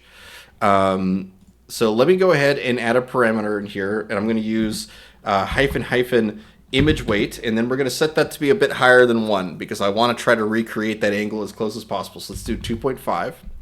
And the style reference could also be kind of negatively impacting what we got here, only because of the it might be encouraging it to be this open field grass scene. So let's go. Let me go ahead and also add a parameter SW, which is style weight, and I'm going to make that lower than 100. Let's do something like 35. So it's just a hint of the style reference that's in this. Let's go ahead and submit this for now. And we might need to emphasize the evil army a bit more. We'll see what we get off of this. What did you run here, Golem? An extension? It's Tiny Planet. It's a tiny planet. For a shot like that, I would recommend saying, okay, we're going to the atmosphere, and then we, and then space or something like that. As like maybe an extension after that would be the space, Okay. All right, so we definitely are able to recreate the angle of the tower quite well, but we're not seeing this imposing army at all. So let me try it without the style reference really quick. And I'll go ahead and drop the image weight just a bit too, to 1.5. It definitely takes some experimentation to do this. Oh, whoops, I have to get rid of this. Style weight, get rid of that. Set this to 1.5 and submit. We'll see how this looks. If we don't get it with this one, we'll move on to the next one. But it is really important to be able to utilize these images from the video outputs to kind of recreate these angles here. So let's see here. Aha, we definitely got some people coming in. All right, so we have the people approaching, just the castle doesn't match right now. So why don't we try this instead? We have the imposing army. It looked like if we avoided style reference, it worked out for this one. So why don't we try using that as an omni reference instead? Okay. So let me go ahead and grab this. Hey, Tanner. I'm going to re-roll this and switch this from an image prompt to an omni reference. And I want to make sure that we have, let's give it a little bit more of a vibe that might be evoking more of an evil army approaching. So let's just say that it's fiery dark day as the evil army approaches. There you go. Fiery Dark Day is my favorite day of the year. Right? Yeah, everyone loves a fiery dark day. But we're using this as an omni reference now, where we're taking that frame and trying to say, hey, omni reference, try to make this more like it's darker and have more menacingness to it. We'll see what this evil, an army of darkness. There you go. Perfect. One of my favorite movies.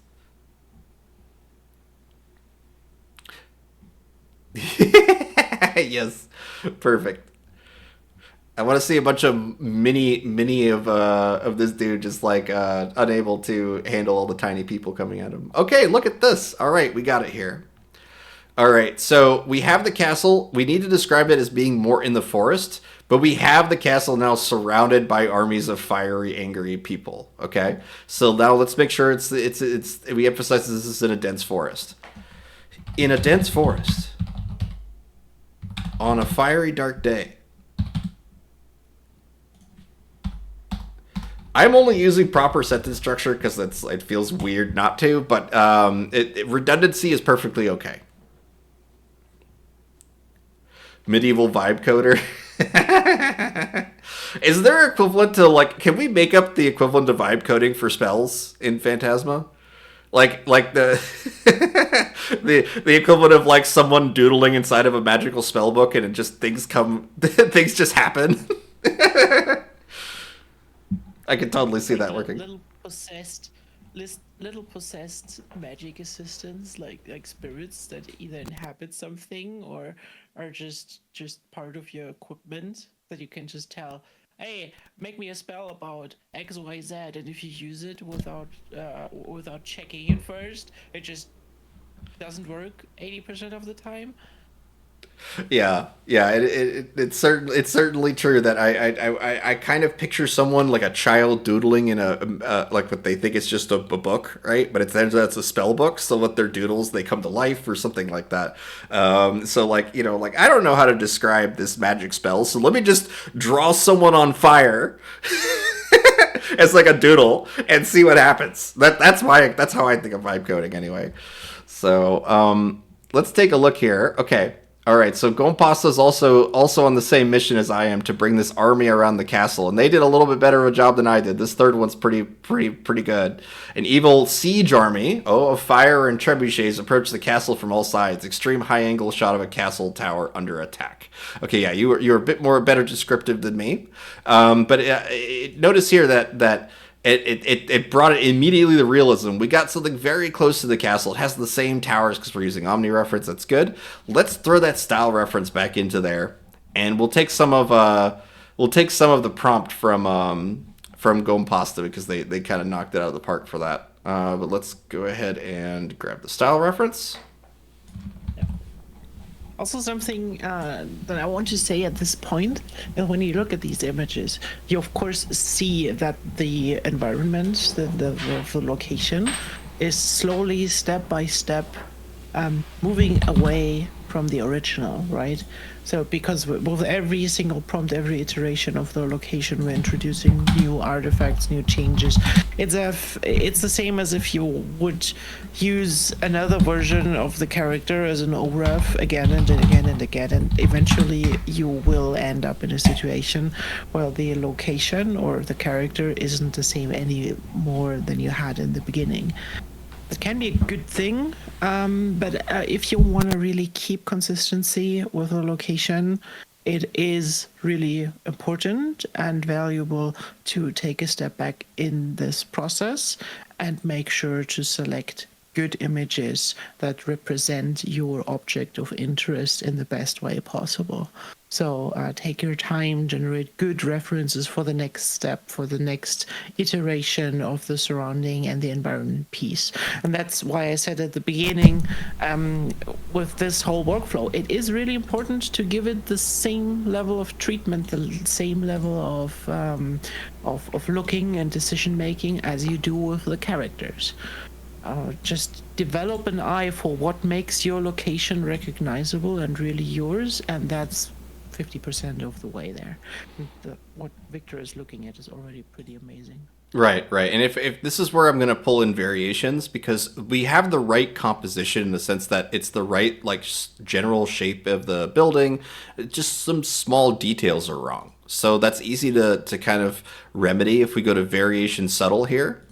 We just submit that. You don't need remix mode for this, but it basically what we're going to be taking advantage of is the fact that variation subtle preserves the composition. It'll preserve the general shapes and silhouettes of things and give us a variety of what fits those shapes, what fits that depth map kind of thing.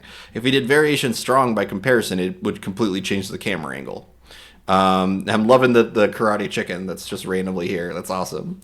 But let's take a look at the variation subtle.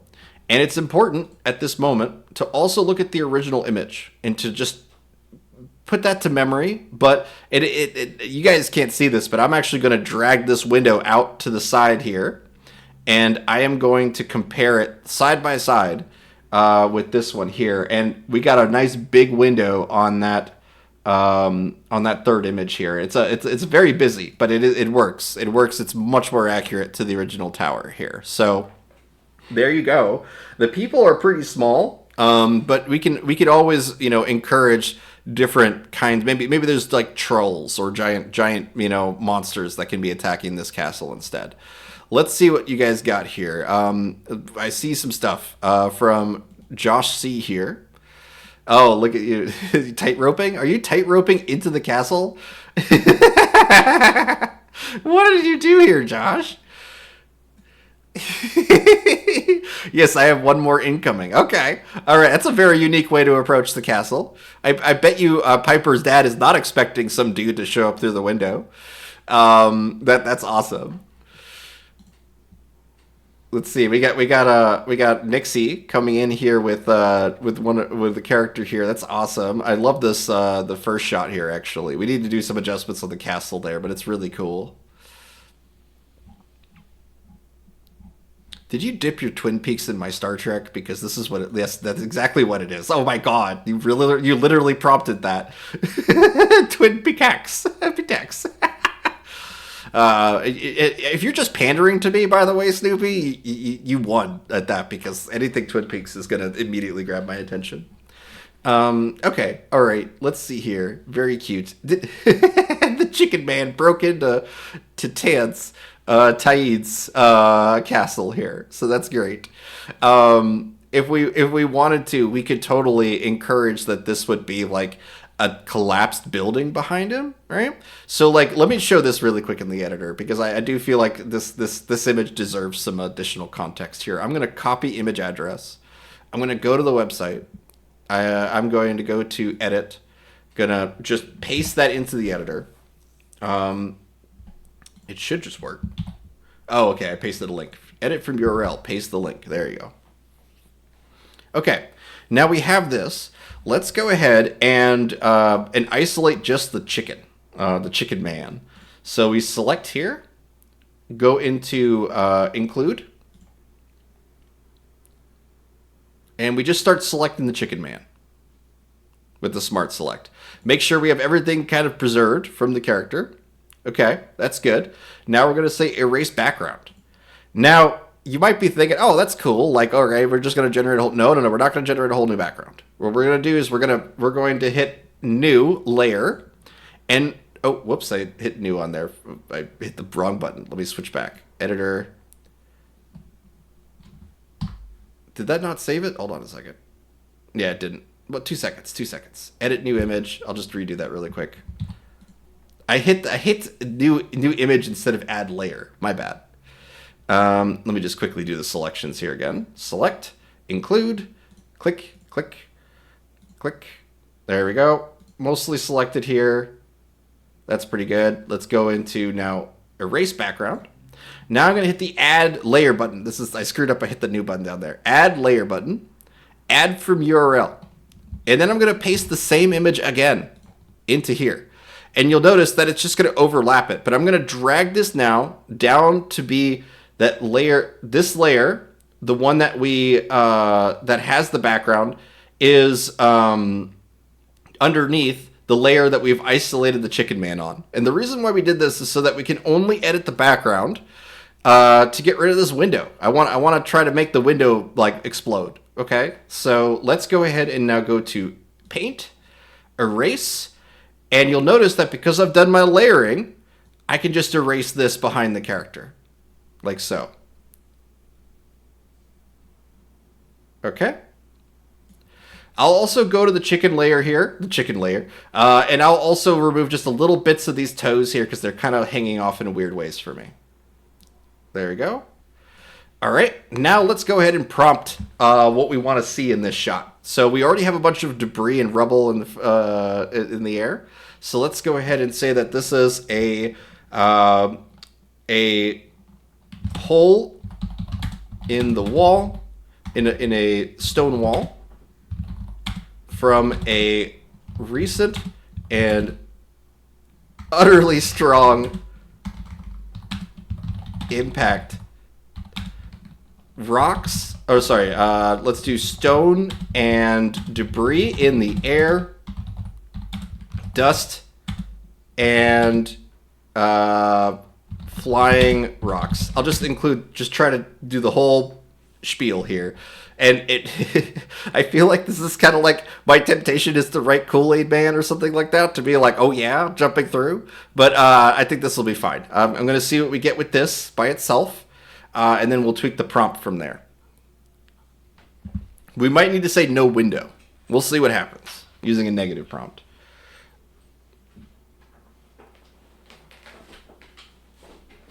We'll just give it a minute to render. A minute. We don't even need a minute.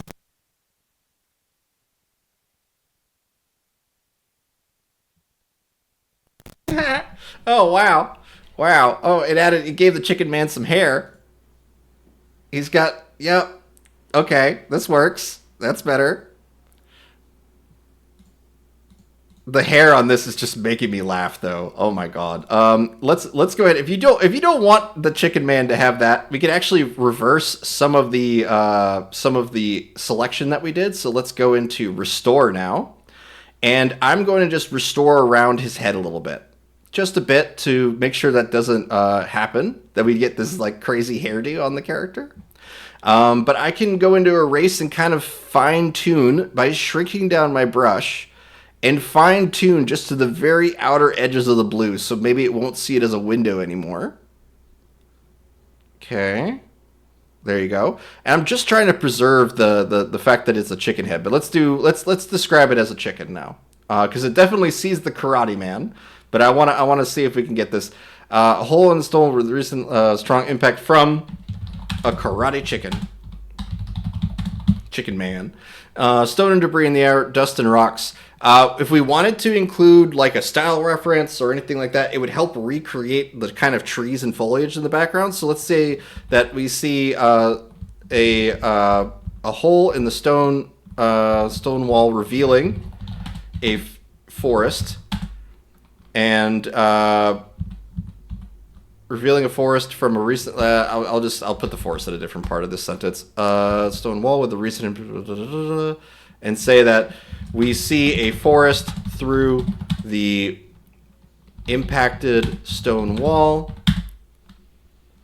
I would say that from the crumbling stone wall, stone and debris in the air, dust and flying rocks. Okay. Let's submit this. If I need to, again, I'll use a negative prompt for Windows if it still shows the window really strongly through this image.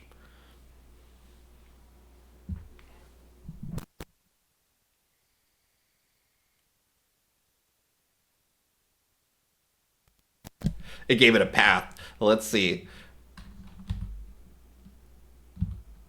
There we go. Okay. All right. So at least we have our hole. We have the hole. So let's go ahead and start to describe this as crumbling rocks from this. So it's not like a clean archway.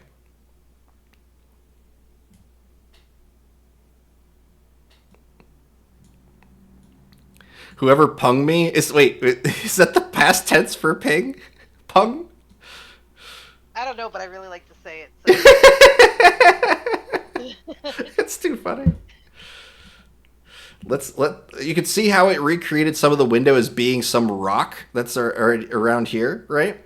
So now that we have the chicken largely realized, we can actually inpaint that again. So again, try to use Midjourney in an iterative way. As soon as you use it as an iterative tool, oh my god, it's so much more powerful than just rolling to the or begging to the reroll gods in order to get in here.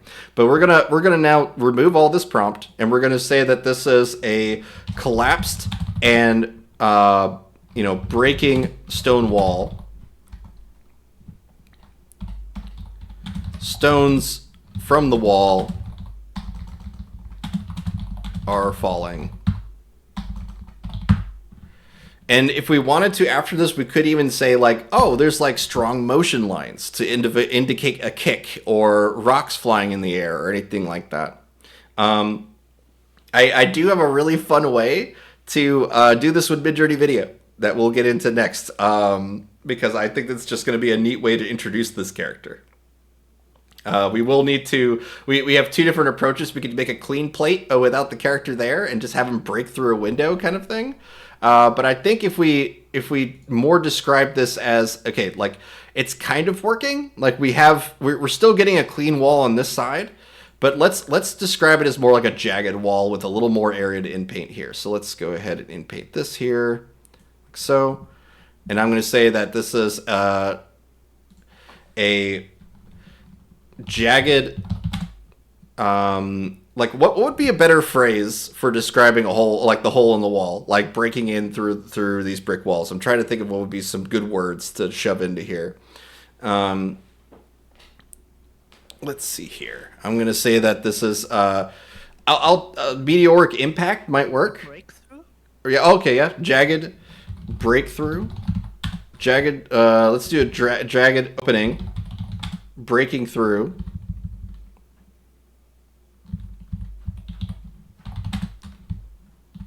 The wall.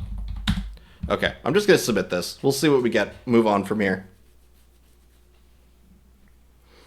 I do want to show the chicken man actually kicking his way into here, which we'll do with Midjourney Video.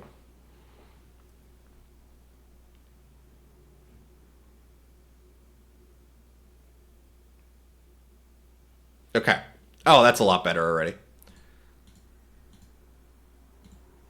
Yeah, we'll keep this one here for now. We definitely want to encourage more of like a jagged break in the rocks here, but I think this is good enough for now for what I want to show. If we are not happy with like this background being largely stone or rock next to the castle here, we just need to inpaint more tightly and maybe include a style reference. Maybe a negative prompt for mountain or something like that will help this.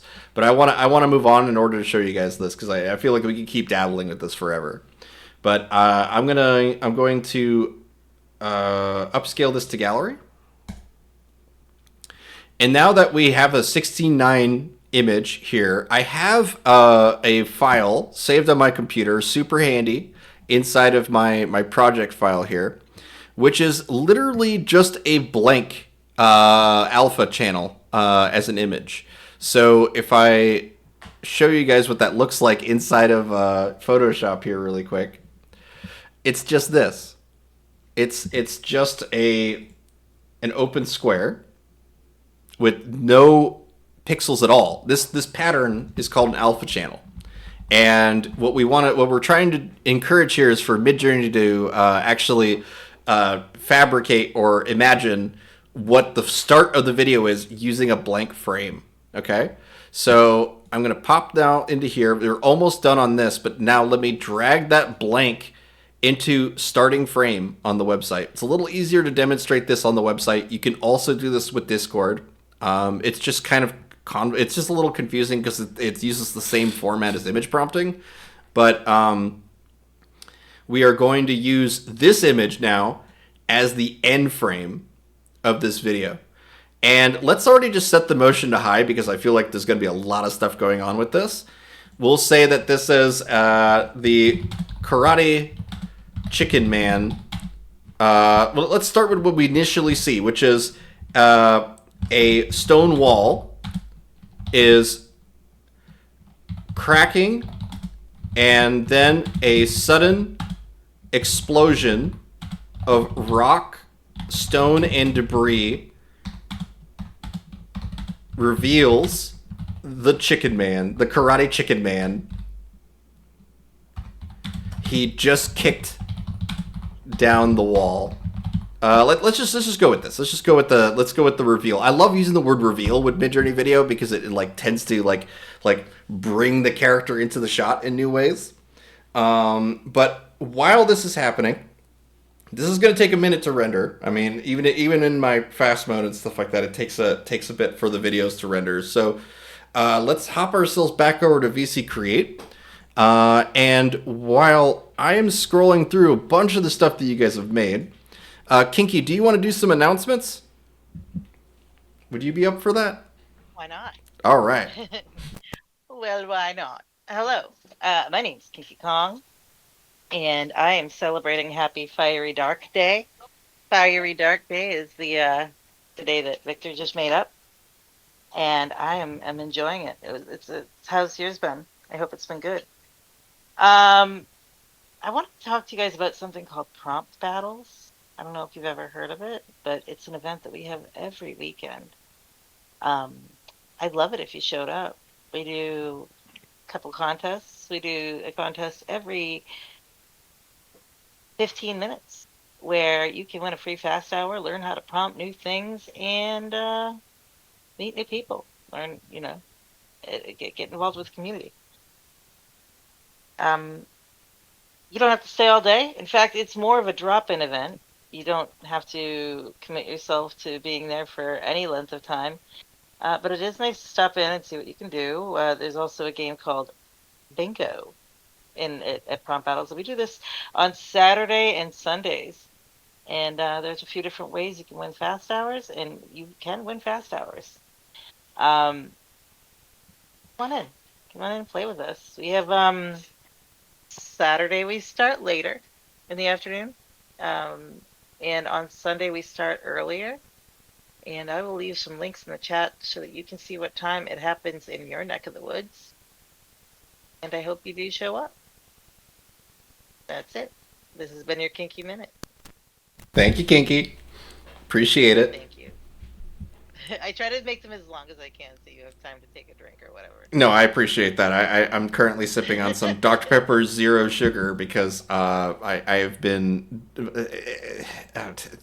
get migraines really easily. I've been really trying to determine what they come from, and it seems like it's all the damn dark sodas I'm drinking. So at least the Zero Sugar seems to help. So... But I'm currently figuring that out for myself. But yes, I really do appreciate that, Kinky. Otherwise, I'm drinking a lot of ginger ale. A lot of ginger ale lately. Let's see here. Okay, let's take a look at this video. Let's see if it rendered. It is rendering. It's currently at 68%. So, do you have anything you want to show at this point, Rhapsody? Not right now. Okay. Let's take a look at some of the just some silliness from Kinky. Like, I don't know if you want to show like the beginning of the thing we had worked on. environment-wise? Environment-wise, I'm trying to remember now. I'm like a little scatterbrained today. Let's see here. The video clip we have been teasing. Oh yeah. Yeah. I mean, we could do Yeah, that. we could also just show it. Yeah. I mean, I don't have. I have to download it. Let me grab it really quick. Let's see here. It's not done, guys. It's a rough cut. There's a couple missing audio gaps and things like that, so bear that in mind. I got to switch my audio settings really quick to adjust for this really quick. I remembered this time. Or just stream it. Uh, I can also just stream my screen. yeah, I would if you don't mind, because that tends to break everything for me when I do screen shares. So let's I would prefer that actually. Okay, and give me the last. I'll turn off of this. I'll turn off the green screen for you really quick. Too. Oh no, you're doing screen share. That's right. No, Never mind. No, I'm you're just, good. I'm just gonna screen share. Got it. No. First one. This one. This is what. So. You're gonna have to click on another monitor here, guys, to see this. Sorry. Yep, you will have to.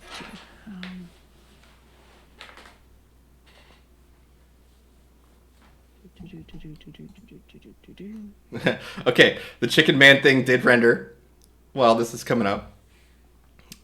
So.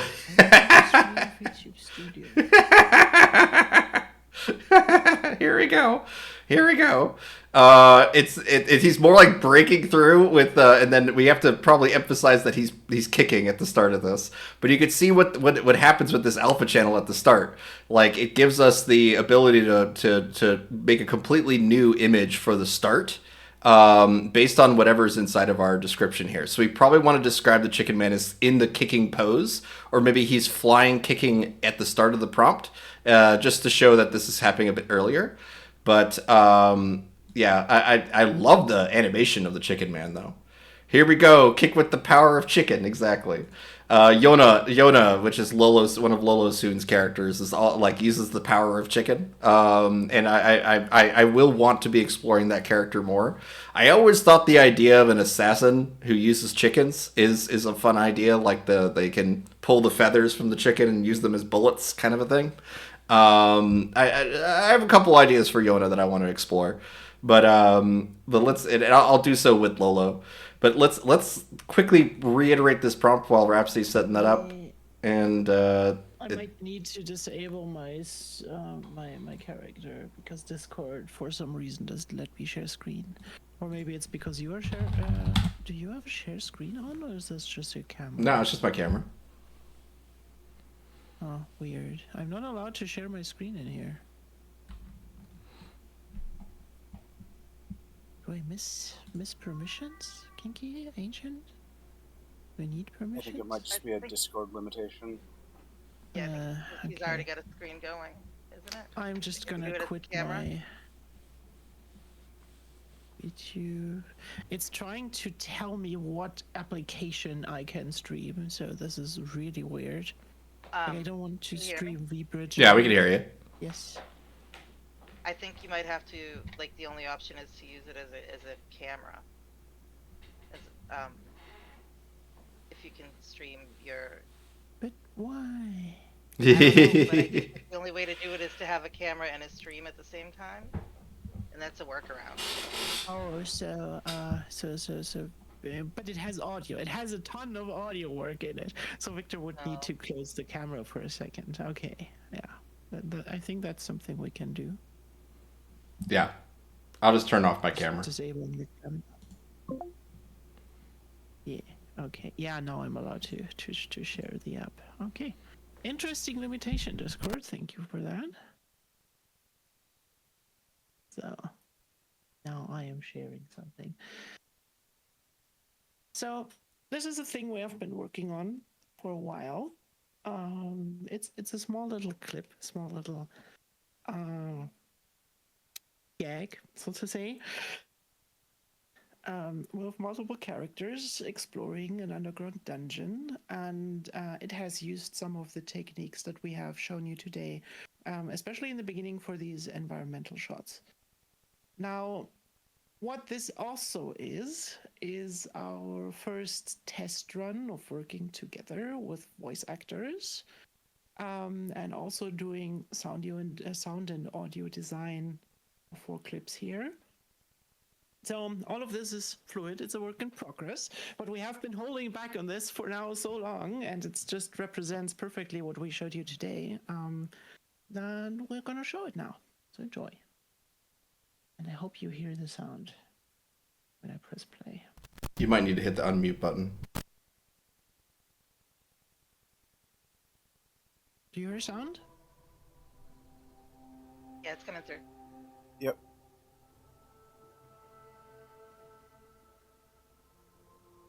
I wonder what's cooking back at camp. I'm fond of cheese. Ooh, I friggin' love cheese. Time to see what's inside. Wait, Flora, What? watch out! What? What is it? That's a door. Oh, damn it, vermin. I hate it when you do that crap.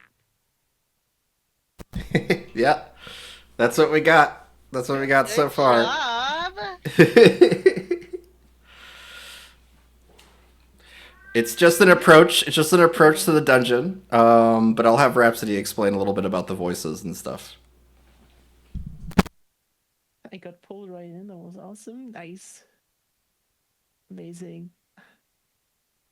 Yeah, so what you see here is we have a consecutive establishing of the environment, like we're outside of the dungeon. We're looking slowly, panning over slowly to the door. There was a shot at first in between here that also connected the door to this place here that we took out because it was just too long. But now what you see here are these archways in the background, right? And the stairs leading down, which is, by the way, insanely hard in Midjourney to do. Like stairs moving downwards away from you, something it doesn't like for some reason.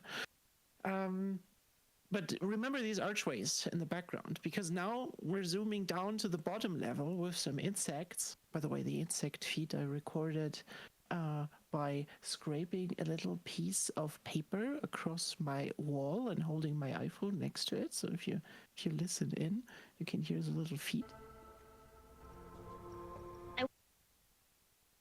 And then in that shot, what you see is again these archways with the blue kind of magical background here. So all of these shots immediately are connected together. And then we switch to the characters and we have the same area again, just behind them looking up the stairs. And that's ultimately what this comes down to, why it's important to connect these individual shots with each other. Because now you have a feeling that you entered the area, you know a little bit more what's going on. You know there's insects crawling around and there's stairs going down and they're deep on the ground, but there's this magical thing above. If we would have just started here, at this point, it would be a completely different feeling, right? Yeah, establishing shots are incredibly important in order to set the tone and vibe of what you're doing, as well as to give your audience the idea of spatial recognition of like, okay, I know where the location of this is. I don't need to establish this at all. That's what they call it, establishing shots. So the characters know where they're at. You see this a lot in it doesn't have to be the first shot. A lot of people make that mistake where they think it has to be, but establishing shots just let you know where a character is. You'll oftentimes see this in comedies where they'll have a quick outdoor establishing shot of like a restaurant or of maybe someone's house or whatever, and the actual shot that was, the scene that you're cutting to isn't even in the same building. It doesn't matter. You're establishing what the audience should expect from the environment that the characters are in. So, for example, if you have characters eating dinner at a dinner table, it changes the context completely if you look outside of the building and it's a mansion versus a shack.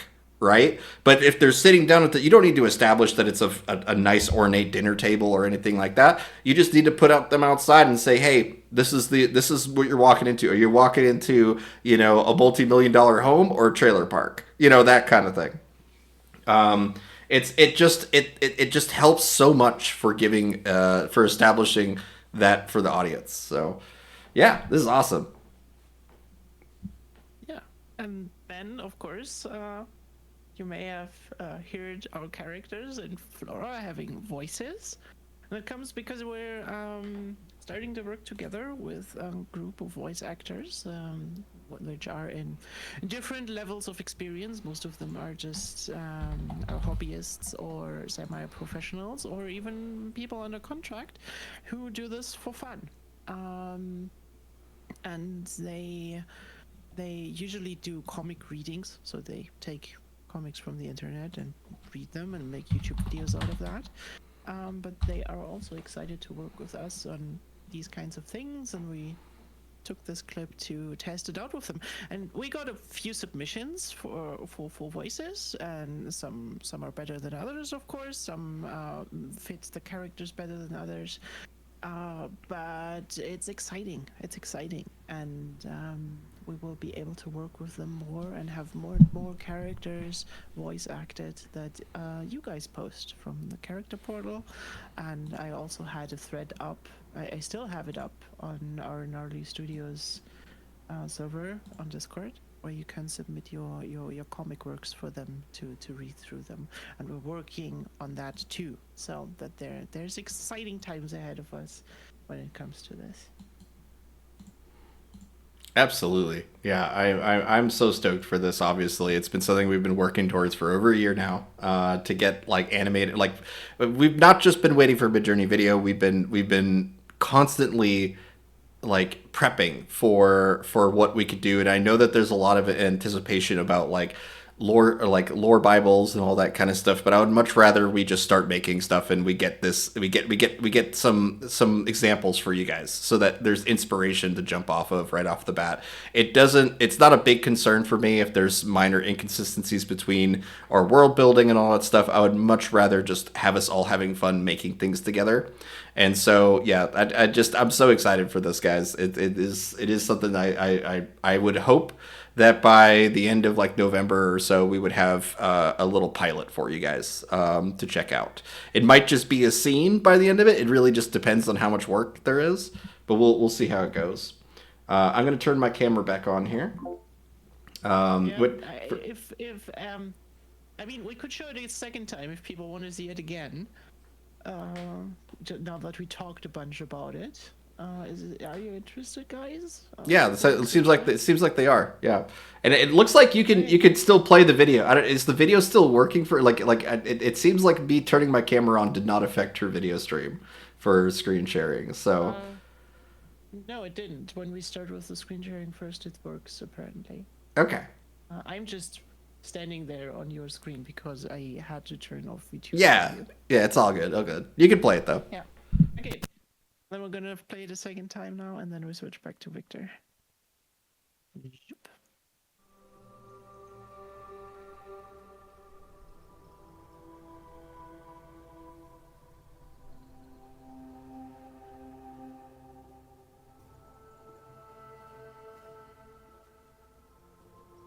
I wonder what's cooking back at camp. I'm fond of cheese. Ooh, I friggin' love cheese. Time to see what's inside. Wait, Flora! What? Watch out! What? What is it? That's a door. Oh, damn it, vermin. I hate it when you do that crap. Yeah, it's a lot of fun. It's awesome, and I think that when it comes to some of the what is it, like the one audio part that we have where it's the yelp that Vermin that I had planned for Vermin there. I think when it comes to the spoken element there, I'm mostly looking for like at least this is what direction I would give to the voice actors, is just to say like I wanted to be more of an alarm bell, like kind of like a yelp more than anything. But that's the whole part of this, is that this is meant to be a collaborative process. You're going to see things unfinished, like not finished yet. So yeah, it's definitely a work in progress. But I'm just so excited to see these elements coming together. I'm glad you guys are digging it. Yeah, I'm also happy that you guys like it. And there is a lot of back and forth. There is a lot of cutting and changing and throwing things away and so on. And there is also a lot of work in there that you can't see, like all the sound stuff. If you're interested in all the sound layering stuff about it, I can talk about it in our show after the show, which we will have in a bit. I'm just going to take this opportunity Take it. to talk about that. So after every show, we do the show after the show here, where we meet in our server over at Gnarly Studios and just talk about your projects and what happened over the week and all kinds of stuffs. And sometimes we also extend the workshop a little bit out and just talk about more stuff. So if you're interested to talking directly to us instead of just listening to us on the stage, then join our server and join the show after the show, and we will meet you after this show here has ended. Yeah, and Kinky's got links for you in VC Sorry, text. I was, No, thank you. I was taking the dog out. I had to run back in. No, sorry to get you panting, going from one place to another. But thank you for linking that, and appreciate that too, Legal Beagle. Just click that, go to server link, and then you'll be able to join up the show after the show and actually jump on the stage and talk to us directly. It's a lot of fun to collaborate with you guys, directly, and it at least for the last 2 or 3 hours when it comes to doing this stuff here on the stream, we get a lot of work done, but we tend to, pigeonhole ourselves a bit. Or at least right now, we're chicken-holing ourselves into karate kicking this wall down. But it is. The amount of diversity that you guys want to accomplish with these streams is kind of impossible for us to do on its own. So we really need that input from you guys. Like we did the stop motion stream a little bit ago, like right when video came out. And I really want to do that again. I really want to be able to have a more concrete plan and do some, like maybe some horror. Horror stop motion is pretty easy to translate because people get weirded out by stop motion. So it would be fun to dig into that as well. I want to hear these kind of ideas from you guys. Okay, all right. So we really funny that you said that because I've been working on a music video that's a horror stop mo. Oh, nice. That's awesome. Style of. I mean, obviously we're not doing the taking a picture every second, but there's one band in particular that I think of whenever I think horror stop mo music video. This one band. It's Tool. Whenever I hear no, it's not Les Claypool. It's definitely Tool. Like the old stop mo music videos that they had. Oh, they were so good and weird. It really wigged out my partner. But yeah, if we notice the kickin' chicken here. We definitely need to emphasize that he's airborne or kicking in the air, because out of the 2 results that we got, it's the wall break is really fun in a lot of these, but he's always on the ground and then going to the kicking pose. So it's a matter of deciding, is it important that he kicks at the end there? Can he punch it open, right? If he punches it open, then we could just cut the clip a little earlier. But if he needs to kick, then what we need to do is we need to emphasize more with the prompt that he is airborne or otherwise like not on the ground, because he's like running in on all these. So there's a couple of tweaks that we would have to do to get this to work. But you could see the power of using that alpha channel, that nothing image as the start, because it just creatively fills in what it thinks it needs to get to your end frame, and it's awesome. If I have any request for Midjourney, would be to automatically do this whenever we leave an open starting frame. If there's nothing in here and we just have an end frame, it just does this automatically. I would love that. But for now, I just include these alpha channels. Okay. Cool, Mike. You said you wanted to talk about the challenges later. Yes. We will not have time to dig through all of them. There's a lot, so we do want to talk about them though. So on our server, we have our challenges, This is just a matter of time, guys. Things kind of get crunched for time, especially if we try to tackle a pretty comprehensive topic like OREF ingredients and stuff. But if you go to our server, where we're going to have the show after the show here in a couple minutes, you'll also find another forum called Challenges. And inside the challenges, we have these weekly challenges to ask you guys, hey, try this out, explore what we talked about this week. But Zero posted this really fun one for this week that we're going to ask you guys. Yeah, thank you so much to Zero for managing all this. There is a good chunk of these that you guys have submitted, and I want to give these their fair shake to show off all this stuff here. And I worry that if we just shove this in the last 5 to 10 minutes of the stream, I feel like people aren't going to get their rightful time to air this stuff. So, because it is rather long. Like, there's plenty of people that submitted more than a handful of things, but this week's challenge, I'm going to extend to next week as well. So you guys got another week to kind of finish up what we've asked here. But the challenge is to show us how your character spends an average day. Who do they meet? Where do they go? And what do they do? Through employing skills taught in the workshops, show us your ideas. The workshops are still exploring the scenes built off of 360 environments like we did before. So find the post for making or building off of one from here. So Zero gave some more examples for you guys as well. But these posts they're numerous. There's a bunch of them in here, and I really want to make sure that we give you guys the fair shake or the fair viewing for each one of these. We get a chance to talk to each one of the creators who submit here. So what I'm gonna do is I'm gonna link directly to this challenge for you guys. It is kind of hard. It is a challenge. Yes, exactly. I want it to be a hard challenge. It's okay if it takes a little longer. It's okay. But let's go. So this week's challenge is now 2 weeks. So we'll do a proper viewing, and we're gonna start the stream off with that viewing. We just really wanted to get the background OREF stuff done this stream because we had plenty of other stuff that we're gonna show fantasy wise coming in October. So yeah, there you go. Please submit your own challenges, and we will review them all next week. And we'll focus most of the stream on the challenges, making sure everyone gets their spotlight. Because there's a lot of them in here. There's a lot of really great stuff, and I can't wait to show them. But I don't want to rush it, guys. I just don't. Especially since people put in some very, very, very good amount of time into this stuff. I want to respect that time. Okay. At this point, I guess I'm going to sign it off here. It's been a lot of fun working with you guys today. Thank you so much for Rhapsody for co-hosting with me and doing a bunch of last minute background work to get this all for you guys here. It was amazing fun today. I hope everybody had as much fun as I do. I'm sorry if I brought this environmental theme on you guys, but I just personally love it, and yeah. Yeah, I had a lot of fun. I do. It is interesting. Oh, I'm sure they did. Thank you so much for this. And we have a couple of unique submissions last minute here. Just immediately, we got Yona casting some magic, some chicken magic from Lolo soon. So that's awesome. Look at that.